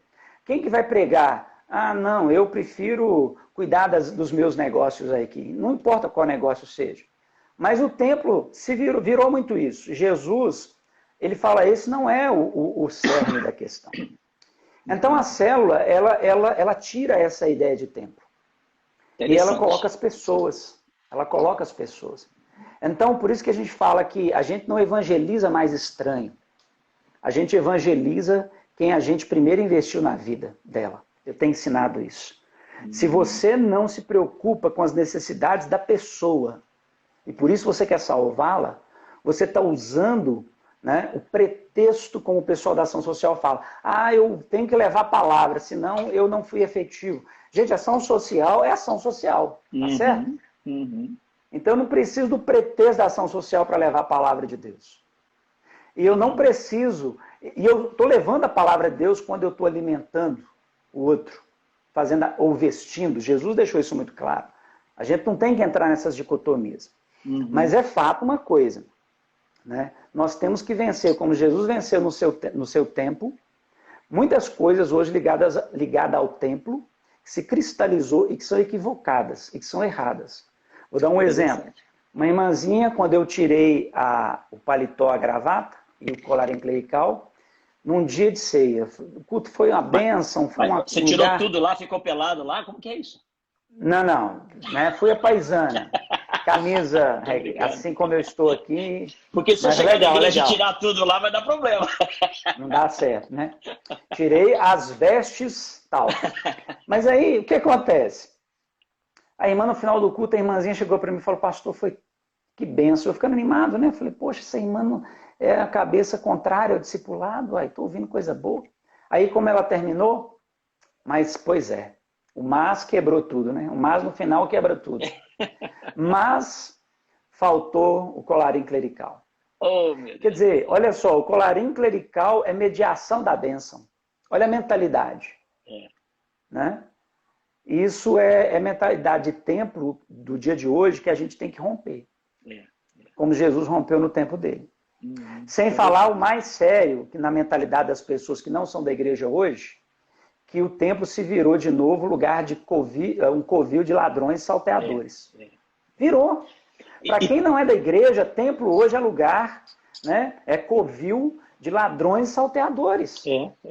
O Facebook está aí dizendo isso. E pastor, pegando esse gancho, talvez seja isso o grande problema que hoje afasta o incrédulo da igreja. E por isso que a estratégia da célula, se lá no passado o templo era só para o puro, e Jesus começou a reunir à beira-mar, começou a reunir na casa dos pecadores para fazer o seu momento de discipulado, talvez seja por isso que hoje a gente está tendo sucesso na célula. Por quê? O sucesso no bom sentido de frutos, né? Porque hoje as pessoas também se escandalizam com o templo. O templo hoje, se naquele tempo se falava que era só lugar de gente perfeita, hoje, para o povo de fora, é o lugar da maior imperfeição que existe. Né? Então as pessoas hoje não aceitam um convite para vir na igreja, porque a igreja é lugar de corrupção, é lugar de partidarismo, de politicagem. E aí uma coisa que você falou que é tremendo, né? A pessoa quando vem para o templo, ela já precisa estar convertida. E uma das coisas que a gente fala aqui no nosso Tadel, que a gente primeiro precisa ganhar a pessoa para nós, depois ganhar para a célula, para depois ganhar para Jesus, para depois ganhar para o templo, para a estrutura, né? Então hoje a gente quer... Nós conecta, né? Exatamente. Então hoje a gente quer convidar a pessoa a jogar dentro da igreja, o modelo antigo, né? Joga dentro da igreja, agora pastor é problema seu, já trouxe, né? Mas trazer uma pessoa assim, sem ter sido ganha, ela vai se escandalizar com uma grande margem de acerto, né? Mas interessante. Agora, pastor, uma das coisas que você disse aí, com relação à questão da célula, o DNA da célula, que não é invenção de nenhuma igreja na modernidade e nem de Wesley, né? Mas está lá em Jesus, e se você for ver, está lá no Antigo Testamento. O DNA fala da célula como uma estratégia de evangelização e de ganhar pessoas para Jesus. Hoje, a gente corre o risco das células acabarem vivendo, perder esse DNA. A gente tem hoje, em alguns lugares, na nossa igreja, nós temos algumas células, infelizmente, que eu diria, estão adoecidas, né? Alguém já disse que célula não pode fazer aniversário, porque em um ano ela precisa multiplicar, né? Então, não pode ser uma meta pela meta, um número pelo número, né? Alguém disse na live anterior que o crescimento, o aumento numérico, ele é consequência de algo que é mais importante, né? Então, Eu sinto aqui em Goiânia um problema, uma dificuldade, pastor. Eu queria saber da sua experiência para nos ajudar aí. A supervisão, ela é, ao meu ver, um gargalo. Porque a primeira geração de líderes, ela está ligada ao pastor. E o pastor ou a pastora cuidam. Mas à medida que as células vão se multiplicando, aqui nós temos 40 e poucas células, nós temos 6 redes. O que acontece? As células vão se multiplicando, o pastor não dá mais conta de supervisionar, a pastora. E aí a gente vai criando a figura do supervisor, que é um líder de célula abençoado, frutífero, que vai cuidando. Só que, às vezes, eu sinto que o líder de célula, ele não consegue ser um bom supervisor. E será que é por falha? E eu não tenho dificuldade de assumir isso, né? É falha da gente com um pastor que não soube supervisionar e ensinar. Porque uma célula que está adoecida, uma célula que não está evangelizando, uma célula que faz 3 meses que não vai nenhum visitante, ela precisa de um cuidado especial. E quem tem de cuidar seria o supervisor. Mas, às vezes, a gente sente que a supervisão é um gargalo. Qual é a sua experiência em termos de supervisão, estratégia, para a gente aí, para que eu, o pastor Ramilson e a pastora Isa consigamos romper esse momento? Então, todo mundo no Ministério Celular concorda que se o pastor titular não é apaixonado e não está no negócio, a coisa não vai acontecer. Se você tem 40 células, é porque você conseguiu passar pela transição.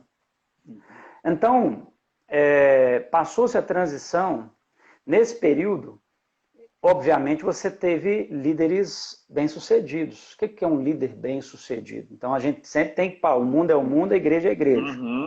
Né? Um líder bem-sucedido é aquele que é apaixonado por Jesus e que ele vive Jesus. Só que um líder bem-sucedido também, ele nunca uma liderança, você vai concordar comigo, deixa de continuar aprendendo, estudando, se formando. A supervisão é um outro passo do treinamento, e aí que é o problema. A gente faz o treinamento para o líder de célula, mas não faz o treinamento para o supervisor. Ele, às vezes, assume a supervisão pensando como um líder de célula, e é outra coisa. Todos os pastores que vão assumir, falam, eu quero ser pastor, eu falo para ele uma coisa, a primeira coisa que você tem que fazer é mudar a sua mentalidade de membro. Tem coisas que você pensava como membro e ouvia como membro e falava como membro que você vai ter que abrir mão delas. É a mesma coisa a supervisão, é um outro estágio de liderança. Então você precisa ter um material formador. Eu recomendo, para começar, esse livro do Geo Kominski. Tá? Seja um supervisor de células eficazes. Benção. Na primeira parte, ele trabalha o caráter do próprio candidato a ser supervisor, supervisora. Candidata. Então, ele vai falar, vou só rapidamente listar para você entender. Primeiro, receber. O que é receber? É de Deus. Se você não tiver um relacionamento profundo com Jesus Cristo, você não tem nada para dar. Como é que você vai resolver um conflito de uma célula que não está crescendo se você não tem o que dar? Segundo, ouvir. Então, é aquilo que eu dizer, se você não aprendeu, um líder que não aprendeu a escutar, e escutar a Deus a partir lembra, voltar lá a questão do silêncio, da quietude? Que atitude. Ele já vai chegar lá no líder de célula e falar assim, está errado isso. Ele não ouviu.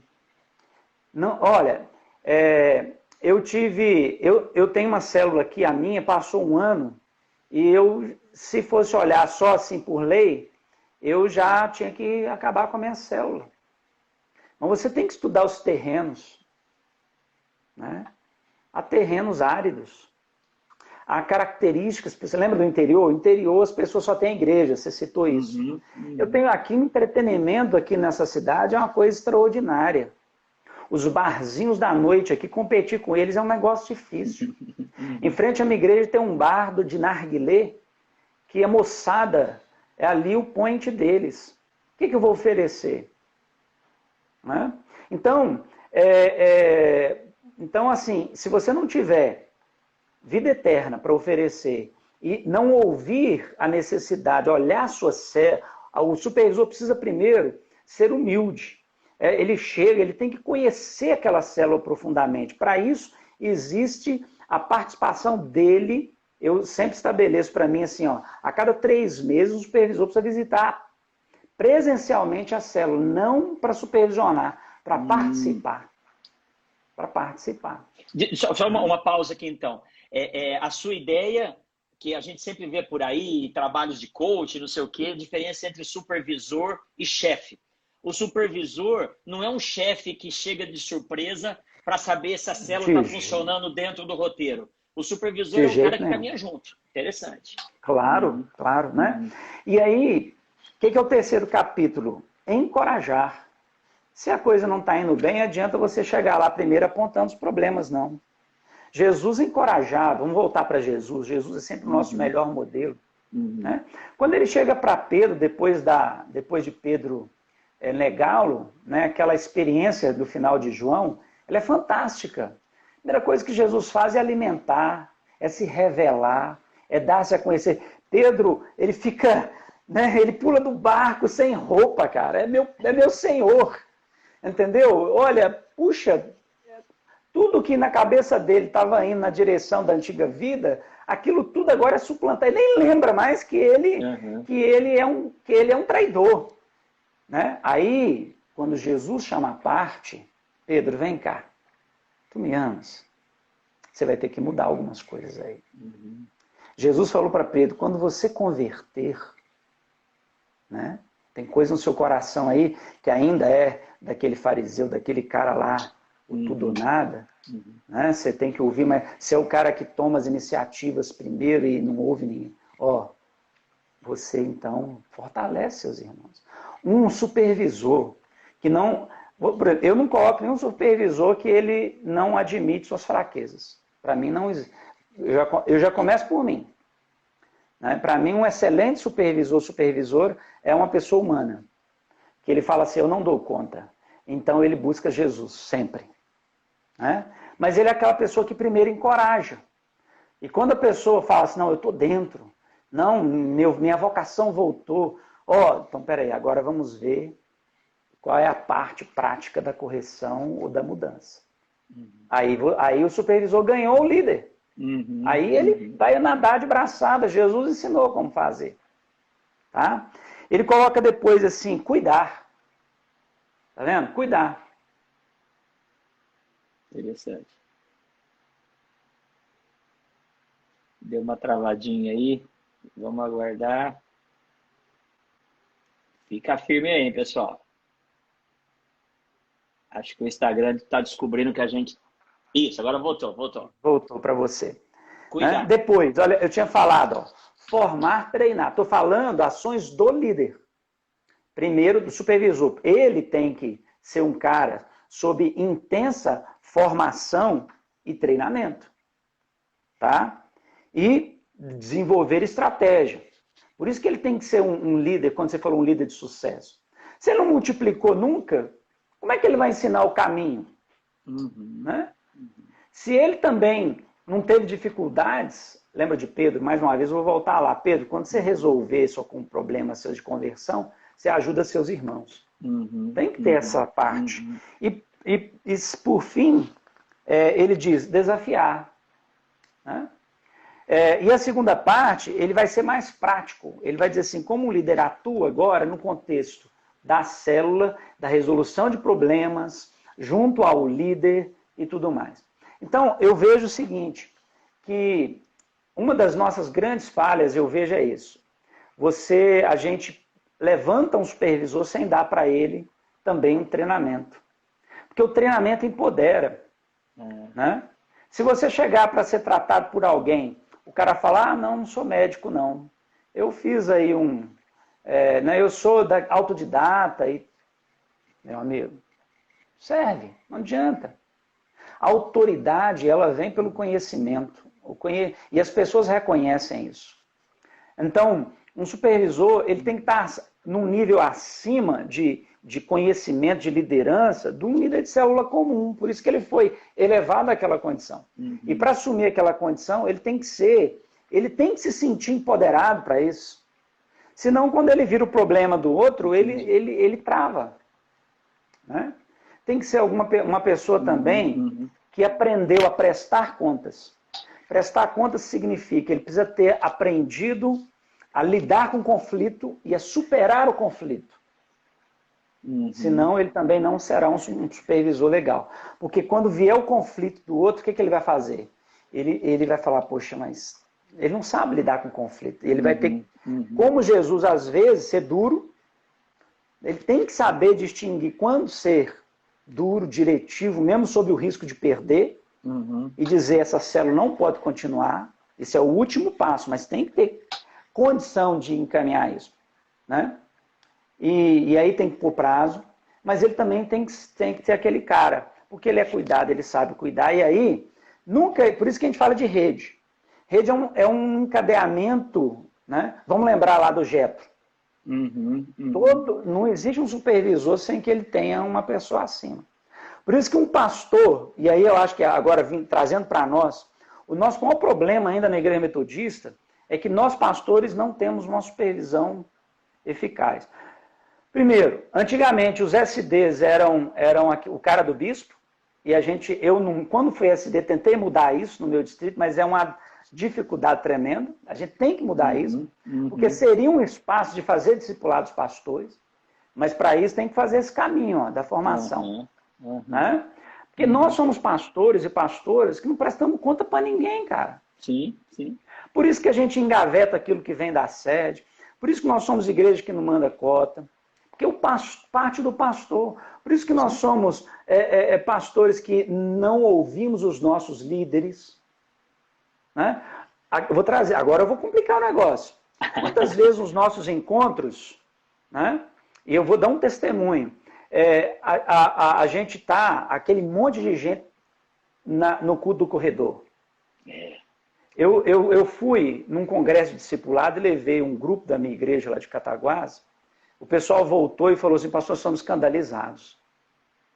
Porque enquanto estavam participando do encontro, mas só os pastores não estavam participando. Olha. Aí eu perguntei, eu estava? A pastora Ideide estava? Então esse é o modelo que vocês devem seguir. Exatamente. Esquecem os outros. Eu tive que desautorizar meus colegas. E esse é um problema que acontece com a gente. E os nossos líderes estão vendo, eles podem não falar, mas eles estão vendo. É o que eu digo, que o discipulado é um negócio profundo de relacionamento com Deus, de integridade, de caráter, de uma vida de submissão e obediência. Se nós não somos, não adianta a gente querer isso dos nossos membros e líderes. Um supervisor que não tem supervisão, ele não vai supervisionar bem. E pastor Otávio, nessa linha, e foi bênção essa sua fala, porque ninguém melhor do que a gente para saber tudo isso, e a igreja e os nossos líderes que estão acompanhando entenderem que a gente está com a questão de sermos carne e osso e precisamos também corrigir os nossos erros, mas pegando esse exemplo que você deu e trazendo para a nossa realidade. Recentemente eu falei numa supervisão que como que eu posso ser supervisor se eu fico um tempão sem aparecer na igreja? Como que eu posso ser supervisor se a gente vai começar o Tadel e a gente marca para começar às 19h30, que é a hora que todo mundo pode, e tem gente que chega 10 para as 8 e fica no hall conversando, aproveitando o irmão que faz tempo que não vê.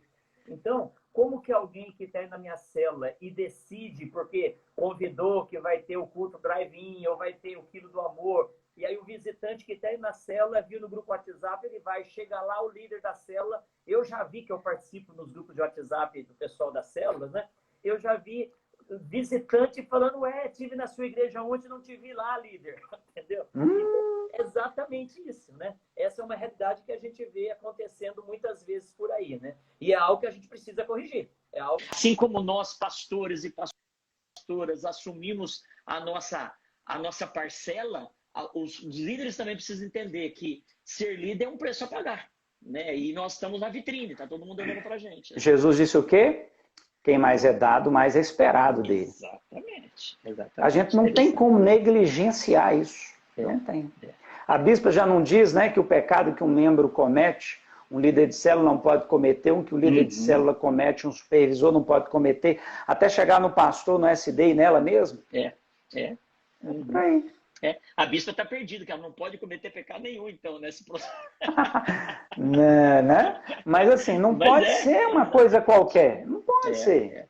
Você não pode se Pode nivelar ser. por baixo, né?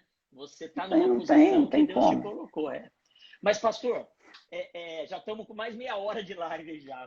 Dá a impressão Ok, que é mais eu tô por rápido sua aqui. conta. Não, mas o que eu queria aproveitar esses minutos O grupo tá finais, com a gente, ó. eu queria aproveitar esses momentos para te ouvir um pouco, porque a gente falou de célula e o maior espaço que a célula tem acontecido, em que pese o fato de já termos falado que não é o local, mas é o relacionamento. Relacionamento de célula é um relacionamento familiar, né? E a gente cria vínculos, né? E a gente cria essa ideia de paternidade, isso é muito importante. Mas e por isso que nós falamos até o tema da live é discipular enquanto lar, família, né? E você comentou desse tempo de pandemia, você está resgatando essa ideia de almoçar com a família, de orar, de conversar. Então, e nós também falamos que a experiência das nações pós-pandemia é que aumentou o número de divórcio. Então, eu queria que você falasse um pouco para a gente aí de como a gente... eu sei que esse negócio de receita não existe, mas quem sabe a partir da sua experiência, como que a gente pode fazer para aproveitar esse isolamento, esse distanciamento, para consertar coisas que a gente vai fazer na pós-pandemia enquanto família? Vamos sair de casa para ir para o cartório divorciar? Ou vamos sair para celebrar algo que a gente tinha perdido, os valores dentro de casa, né? Uma das coisas, eu sei que tem muita gente solteira me ouvindo aqui, nos ouvindo, né? Uma das coisas que eu falo é que o casamento potencializa o namoro. Se no namoro você conseguiu acertar uma série de coisas e você se dá muito bem no seu namoro, quando você se casar vai ser potencializado. Mas se no namoro você tinha muitos problemas que não foram resolvidos, se casar vai potencializar também, né? Quando eu falo isso, eu me lembro de um casal aqui que eu acompanhei e eu vi a gente que discipula e caminha junto, você percebe a experiência de vida. Eu sabia que aquele casamento ia dar certo, eu cansei de falar para ambos que eles precisavam aí passar um tempo. Não, mas eu preciso. Resumindo, eu não ia recusar abençoá-los, né? 20 dias depois de casada, ela me procurou. Ah, pastor, o senhor tinha razão. Deu vontade de amarrar e falar, agora você vai ficar casado a todo custo. Então, porque tem gente que acha que porque vai casar, os problemas vão ser solucionados. Ao contrário, o casamento potencializa, né? E aí eu estou dando esse exemplo para chegar na pandemia. A pandemia, ela está potencializando. Se eu me dava bem e a minha casa era um fórum de amizade, de relacionamento, um ambiente saudável, vai melhorar como aconteceu na sua casa. Agora, se eu vivia em pé de guerra e se eu vivia fora de casa porque dentro de casa não era um ambiente saudável, a pandemia vai levar para o divórcio. Então, a partir da sua experiência familiar, ministerial, como superar essas questões para fazer da pandemia um lugar de bênção nesse tempo de isolamento, distanciamento? Então, é uma pergunta difícil. As fases eu respondo. Mas eu gosto, eu sou um pastor que não abriu mão da teologia. Eu quero refletir sobre casa na Bíblia, né?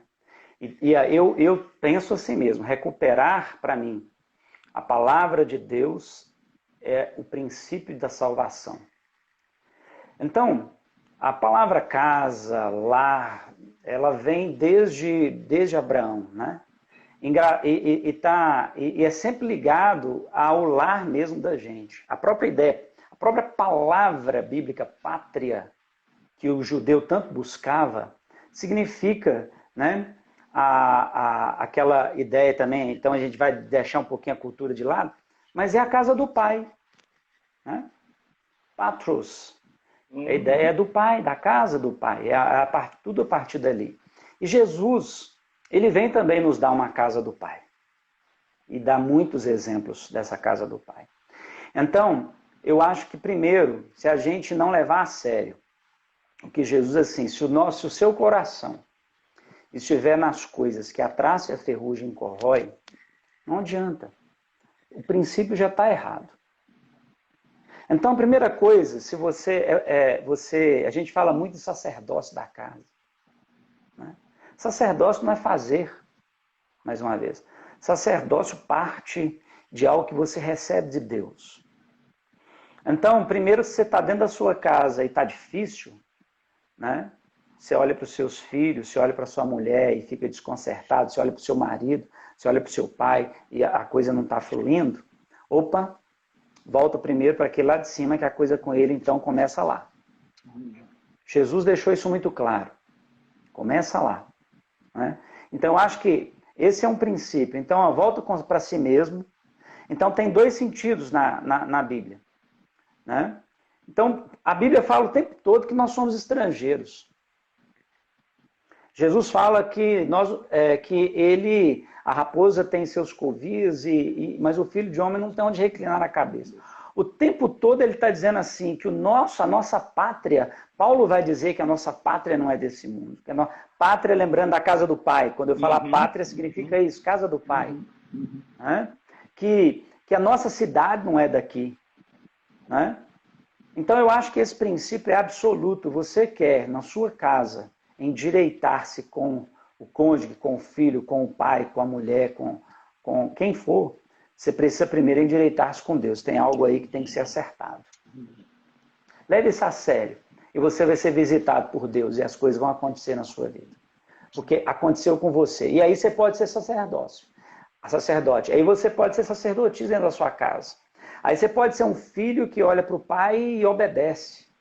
Aí você pode ser um pai que olha para o filho e é amoroso, que o acolhe nos seus pecados, nas suas faltas, e não o acusa e não o agride. Muda tudo.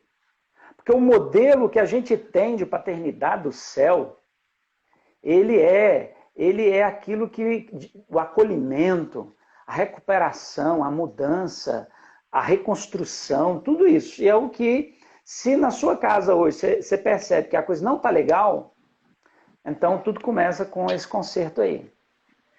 Então, nessa linha, então, pastor Otávio, talvez o que as esposas precisam fazer pelos maridos e os maridos pelas esposas, os pais pelos filhos e vice-versa, é a gente trabalhar para que haja uma experiência com o pai. Né? Primeiro. Segunda coisa. Se houver a presença com o pai, as coisas caminham. Segunda. Pertencimento. É uma palavra muito importante. Tá? Porque sua casa, a casa do seu pai, ela só é possível porque Deus te acolheu. Você se sentiu pertencido naquele lugar de Deus. Eles vão preparar a morada para você. O que eu tenho para você é muito melhor do que você tem aí. Quem não quer? Você olha para a sua casa, você se sente pertencido a ela? Então tem que trabalhar isso, é essencial. Pertencimento. Aqui eu falei que na minha casa nós melhoramos demais o nosso relacionamento, porque de uma vez por semana ou esporadicamente nós decidimos ser diário. Queríamos aprofundar o nosso pertencimento. E no início foi meio truncado. No início as meninas estavam assim, puxa vida, né? Todo dia, agora. Cara, hoje tá tão legal. A gente senta, a gente nem vê, o tempo passa. Pertencimento é conquista. É olhar para o outro, é sair de si mesmo. E é encontrar esse espaço. Se no início está difícil, insista, persevere, siga. Se você teve o pertencimento de Deus, a sua família vai encontrar o pertencimento em você, porque você se tornou uma pessoa graciosa como Deus, cuidadosa como Deus, acolhedora como Deus, perdoadora como Deus.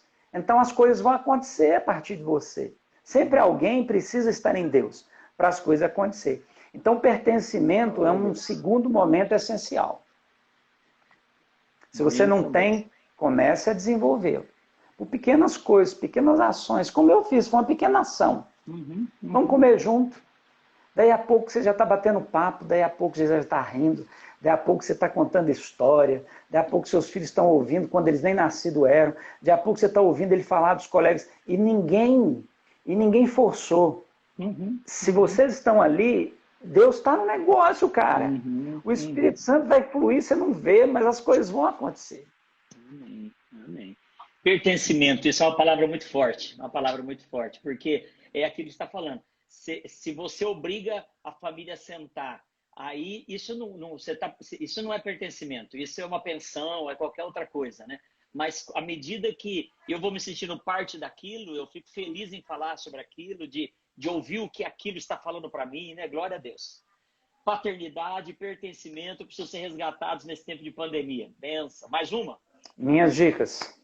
Não, mas acho que tá boa, senão fica muita coisa. Começa por aí. Amém. E uma coisa que esses dias eu falei... São fundamentos.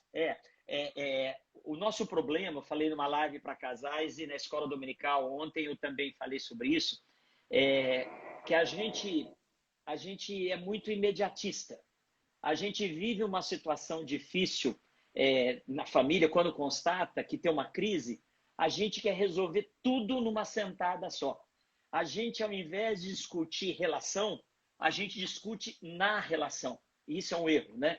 Eu sempre falo o seguinte, nós não chamamos o bombeiro, a nossa igreja aqui em Goiânia, estamos fazendo agora, renovando o alvará, né? Chamamos o bombeiro, estamos pagando o projeto para fazer tudo bonitinho. Quando você chama o bombeiro e não está pegando fogo, o bombeiro faz prevenção. Ele fala do vidro que está errado, da porta que está estreita, do extintor que não é aquele adequado, e ele vai embora e depois de um mês ele volta para saber se você acertou. Agora, quando você chama o bombeiro no meio do incêndio, uma vez eu estava vendo um incêndio ao vivo aqui na TV e o repórter foi perguntar para o comandante qual é a causa do incêndio. O comandante falou, agora não é hora de descobrir causa, agora é hora de apagar incêndio. O nosso problema é que a gente não discute relação no pertencimento, na paternidade. E aí, na hora da discussão, a gente discute na relação, né? E aí você chama o bombeiro para apagar o incêndio. Nessa hora, não adianta querer descobrir culpado. E se a gente for querer fazer isso, vai pegar fogo e vai matar todo mundo. Então, uma dica junto com essa, que eu sempre penso, e na minha família eu uso isso, com a Solange, ainda mais agora que nós voltamos a ficar sozinhos, né? A ideia do ninho vazio, a gente não precisa esgotar um assunto numa conversa. A gente não precisa esgotar numa conversa todos os assuntos.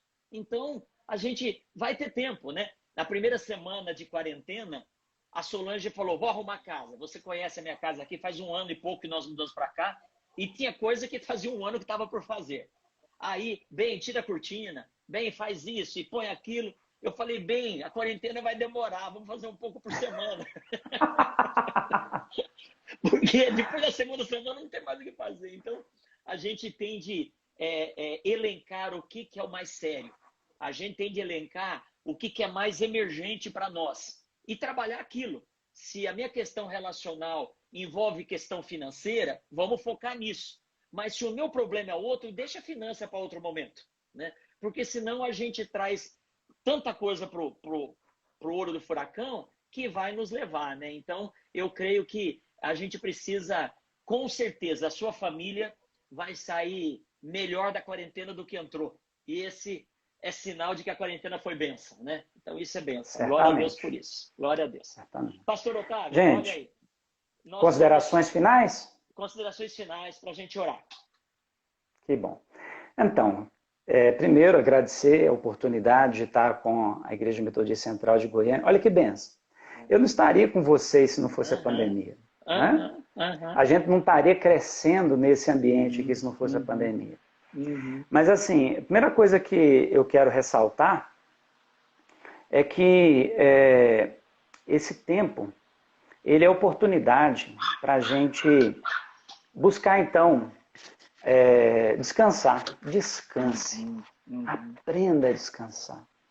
Se você estiver assim, constrangido, porque você vem de uma família que tinha que levantar às 6 horas da manhã e todo mundo tinha que levantar e ninguém podia mais ficar na cama, olha, descanse, porque você tem ocasião para isso. Não adianta você pensar no trabalho. Pega aquele Salmo 127, né, que eu acho que Jesus fala assim, ó, ele dá aos seus enquanto dorme. Né? Então descanse, porque é um tempo para isso. E a gente não sabe descansar, porque um modelo capitalista de gerar capital, de gerar mais-valia, né, não é lugar de descanso. Você vai voltar para isso daqui a pouco. Daqui a pouco você vai correr o risco de deixar de novo, Sua casa, você vai sair 6 da manhã e chegar 8 da noite. Então, não se sinta culpado pelo descanso. Descanse. Eu quero dar essa dica. Amém. Né? E, enquanto você descansa, procure conhecer a si mesmo. E procure... cara, eu nunca li... Eu estou lendo praticamente um evangelho a cada 2 dias. Glória a Deus. Eu peguei meus livros de teologia e tempo de descanso para mim. Aquilo que eu gosto de fazer. Sim, sim. Eu peguei sobre as parábolas de Jesus um texto antigo, Dana Ford do Gorgulho, que eu lembro que me fez abrir algumas coisas, li novamente. Né? Eu gosto do meu quintal, eu passei máquina não sei quantas vezes, eu passei rastelo não sei quantas vezes, eu limpei a piscina não sei quantas vezes, então não sei, mas no apartamento, pastor, vou fazer o quê? Olha, tem tanta coisa legal. Tem. Você já assistiu aí, pegou um dia, fala assim, hoje eu vou assistir uma série inteira. É doer. Maratona. Tá lá, senta com a sua mulher. Outro dia, minhas meninas aqui assistindo aqueles negócios de adolescente, eu lá tirando mó sarro. Falei, como é que vocês aguentam? Cara, foi divertidíssimo. E outro, procura ocasião. Procura ocasião. Então, fica essa minha dica para ficar uma coisa assim, num final mais descontraído. Benção, né? benção. E não adianta você querer correr. Volta quando a gente estiver seguro. Né? Correr o risco na nossa saúde, para quê? Né? Deus está dando para a gente as coisas e Ele vai ajustar as coisas. E outra, a igreja está trabalhando. Sua igreja está trabalhando, está buscando os menos favorecidos. Nossa igreja aqui, nosso desafio esse mês é 200 cestas básicas. Mês passado nós conseguimos 150 e trabalhamos com igreja e parcerias. Então, agora é hora de alimentar as pessoas que não têm, então tem espaço para isso. Sim. Então, tudo que a igreja tem de potencial e puder fazer, põe isso para acontecer. Sim. Né? Então, a gente vai comer, nós somos um povo que a gente tem um coração grande, a gente gosta de se abraçar, a gente gosta de compartilhar, isso está em nós. Então as coisas vão acontecer. Eu tenho certeza que... E outra coisa, se você então é ligado a uma comunidade de fé, uma igreja, não sofra. Procure seu pastor, procure seu líder de célula. Se tiver necessidade, procure alguém da sua amizade da igreja e a coisa vai chegar no lugar certo e você vai ser atendido. Amém. É isso aí. Amém. Obrigadão, gente. Pastor, eu estava falando, estou me lembrando, né? Semana passada nós temos feito os cultos lá na igreja, online, né? Eu estava chegando na igreja e o Arthur, o esposo da pastora Isa, estava entrando, que eles moram em frente à igreja. E parou um motoqueiro. E como estava meio escuro, eu parei o carro e fiquei observando do que se tratava. Aí eu vi que conversaram, o Arthur entrou, fechou o portão, eu entrei pela garagem. Aí chegando lá, o Arthur me procurou. Pastor, o senhor viu o motoqueiro? Eu falei, vi, o que era? É um corretor. Ele está querendo oferecer um terreno bom aqui do lado da igreja. Aí eu dei risada. Eu falei, a vida toda a gente quis comprar esse terreno e agora os caras estão oferecendo, né? Aí eu entrei na igreja, naquele culto, eu fiquei olhando para a galeria. Algumas pessoas estão achando como que não é difícil para a gente que gosta de interagir, pregar para uma câmera, né, de um webcam e tal. E aí eu fiquei olhando para aquela galeria, pastor. Nós gastamos mais de 500 mil reais para fazer aquela galeria e está empoeirada lá. E eu não estou falando que o templo não tem valor, não. Mas a gente está descobrindo o que tem valor. Né? O que tem valor. Uhum. Quando lá em Apocalipse se fala que no céu as ruas vão ser de ouro, né? E você falou da pátria, nós temos uma cidadania celestial, né? Para pensar que se a rua vai ser de ouro, é porque o ouro não tem valor nenhum. É porque o ouro é só para ser pisado, né? Você quer dizer, o ouro tem valor aqui na terra. Rapaz, eu vou preocupar com o ouro estando diante do meu Senhor? Sabe, se eu tô pisando, ouro no céu é igual asfalto, ninguém rouba, tá na rua, né? Em contrapartida, a Bíblia fala que no céu, no centro, vai ter o rio da vida que sai do trono. Aqui a água corre na sarjeta, a gente não tá nem aí com a água. No céu vai ter muito valor. Então, se a nossa pátria é lá em cima, a gente tem que buscar esses valores. Se a gente reconfigurar esses valores, aí, meu amigo, a pandemia vai ser uma bênção, como tem sido para muita gente. Né? Então, Cara, que Verdade. bênção, que bênção. Eu não quero assumir nenhum compromisso contigo, porque a gente tem uma equipe pastoral e eu quero conversar com eles e todas as decisões a gente toma no colegiado. Tem sido uma bênção caminhar com o pastor Ramilson e a pastora Isa, temos aprendido muito. O pessoal é um time tanto aqui. Mas eu quero pedir para você já, deixa reservado o último final de semana de maio, a última segunda-feira de maio, que é o nosso Tadel, né? Quem sabe você pode voltar aí para continuarmos juntos, e o povo que participou dessas duas lives hoje, quando anunciar que é o pastor Otávio, eles vão bombar e aí a gente vai ter o dobro aí em nome de Jesus, né? Mas A gente reserva essa data aí. poder ajudar. Final de maio, última segunda-feira de maio. Eu quero lembrar aqui também, né, da nossa equipe aqui, né, o pastor Afrânio, o pastor Gladstone, nossos líderes de célula, nossos líderes de ministérios, né? Eu sou o que sou hoje porque eles me ajudam a ser. Amém. Né? Amém. E eu louvo a Deus pela igreja que hoje é a 906, que é a igreja que me sustenta. Muito obrigado. Amém. Glória a Deus por isso. Olha, a gente tem caminhado junto com a 906 aí, Goiânia 906, então é uma parceria aí que vai dar muitos frutos para a glória do Senhor, né? Vamos estreitar. Vamos estreitar em nome de Jesus. Eu queria, então, lembrar a todos que essas duas lives, elas vão ficar guardadas aí no IMC Goiânia até amanhã às 19 horas, né? Então, quem quiser assistir, teria que assistir no máximo até 5 horas da tarde, porque dá tempo de assistir as duas. E o pessoal aí divulgue, porque essas 24 horas agora, essa live fica aí guardada e a gente pode, então, abençoar outras vidas, né? Eu sei que muitos da igreja, horário de janta, uma série de coisas não podem, mas esses dias uma irmã da igreja, pastor, eu não consegui assistir. Aí eu falei para ela, entra agora que ainda dá tempo. Aí quando chegou a noite, pastor, não tá mais. Deu vontade de falar, ô cabeçuda. Eu falei que tinha 24 horas, né? Então, para mim, que sou cabeçudo, e para os outros aí, a gente tem até amanhã, às 19 horas, para assistir, porque uma vai das 19 às 20, e se começar às 20, dá 24, ela cai, né? E aí, assim, olha, tem gente falando que para ir para o YouTube, né? O nosso Ministério de Comunicação sabe fazer isso. Vamos ver se eles conseguirem aí, eles salvam e transformam em YouTube, daí a gente passa para o canal também da 906 aí, né? Olha, já tem até as dicas aí, né? A gente louva a Deus pela vida de cada líder que participou da 906, aqui da Central em Goiânia. E, pastor, já que você é nosso convidado, eu quero que você ore por nós, por favor. Ore para que Deus nos abençoe aí, e a gente quer receber essa bênção vinda da sua boca, vinda de Deus através de você. Glória a Deus. Senhor, nós te bendizemos. Que bom ser parte da sua família. Que bom, ó Deus, ter uma vida de comunhão com o Senhor que é tudo para nós, né? Que é a nossa bandeira, que é a nossa verdadeira pátria, nesses tempos tão difíceis em que a nossa pátria vive. Mas também, ó Deus, tempos difíceis são tempos da gente se levantar com novas ideias, tempo da gente buscar o Senhor como temos feito como igreja, em jejum, em oração, em entrega. É uma grande oportunidade, Senhor, da gente realmente, ó Pai, sair como povo do Senhor muito mais fortalecido.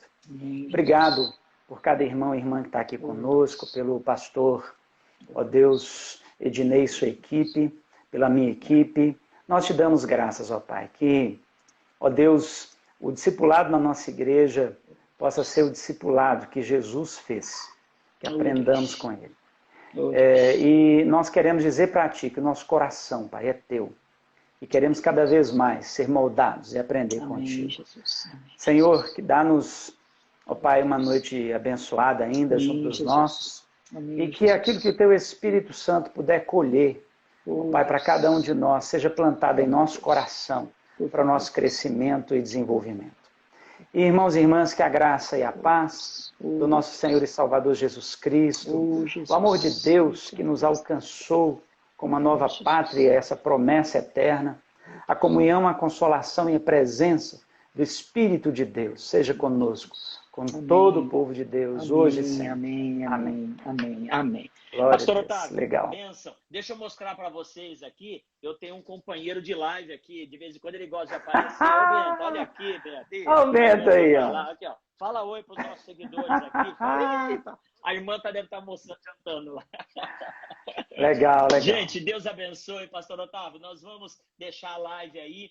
A gente tem um programinha que consegue transferir do Instagram para o YouTube. Esses dias eu fiz uma live com o pastor Pontes, lá da Central de BH, né? E aí o pessoal, eles conseguiram mandar para o YouTube. Eu vou pedir para eles nos ensinar a fazer isso aí, para que a gente... Mas o pessoal que está aqui agora, não vamos esperar YouTube, não. Assistam hoje, amanhã e divulguem essa live em nome do Senhor Jesus. Pastor, Deus abençoe, queridos irmãos e irmãs que participaram conosco aí. Deus abençoe a todos. Tem um pessoal que não vale nada, viu, pastor? Mas como Jesus ama, o pessoal do Moraes aí, viu? Eu estava vendo a turma falar aí esses dias no grupo de homens, daqui de WhatsApp da Sociedade de Vereadores de Homens, é um grupo proibido, né? Os caras postam as coisas lá e falam, duvido que você joga no grupo de casais. Eles ficam disputando quem vai jogar. Esses dias soltaram um videozinho aí falando que o marido, ele chegou em casa e chamou a mulher para ver uma homenagem que ele tinha feito para ela. Não sei se você viu essa. E aí chegou na cozinha e tinha uma plaquinha com a foto da mulher escrito funcionária do mês, né? Aí os caras tiraram o maior sarro no grupo de Sociedade de Homens. Aí duvido que você coloca nos casais. Eles ficam nessa disputa. E aí ficaram brincando, o André Gustavo, aí a turma, ficaram brincando que esse dia saiu um vídeo no tal de Moraes, aí qualquer coisa agora é Moraes. Ó, Moraes, eu vi que eles interagiram aí, o Moraes aí. Legal, Deus abençoe você, gente. Fique com Jesus. Um beijo. Amém. Grande abraço. Outro.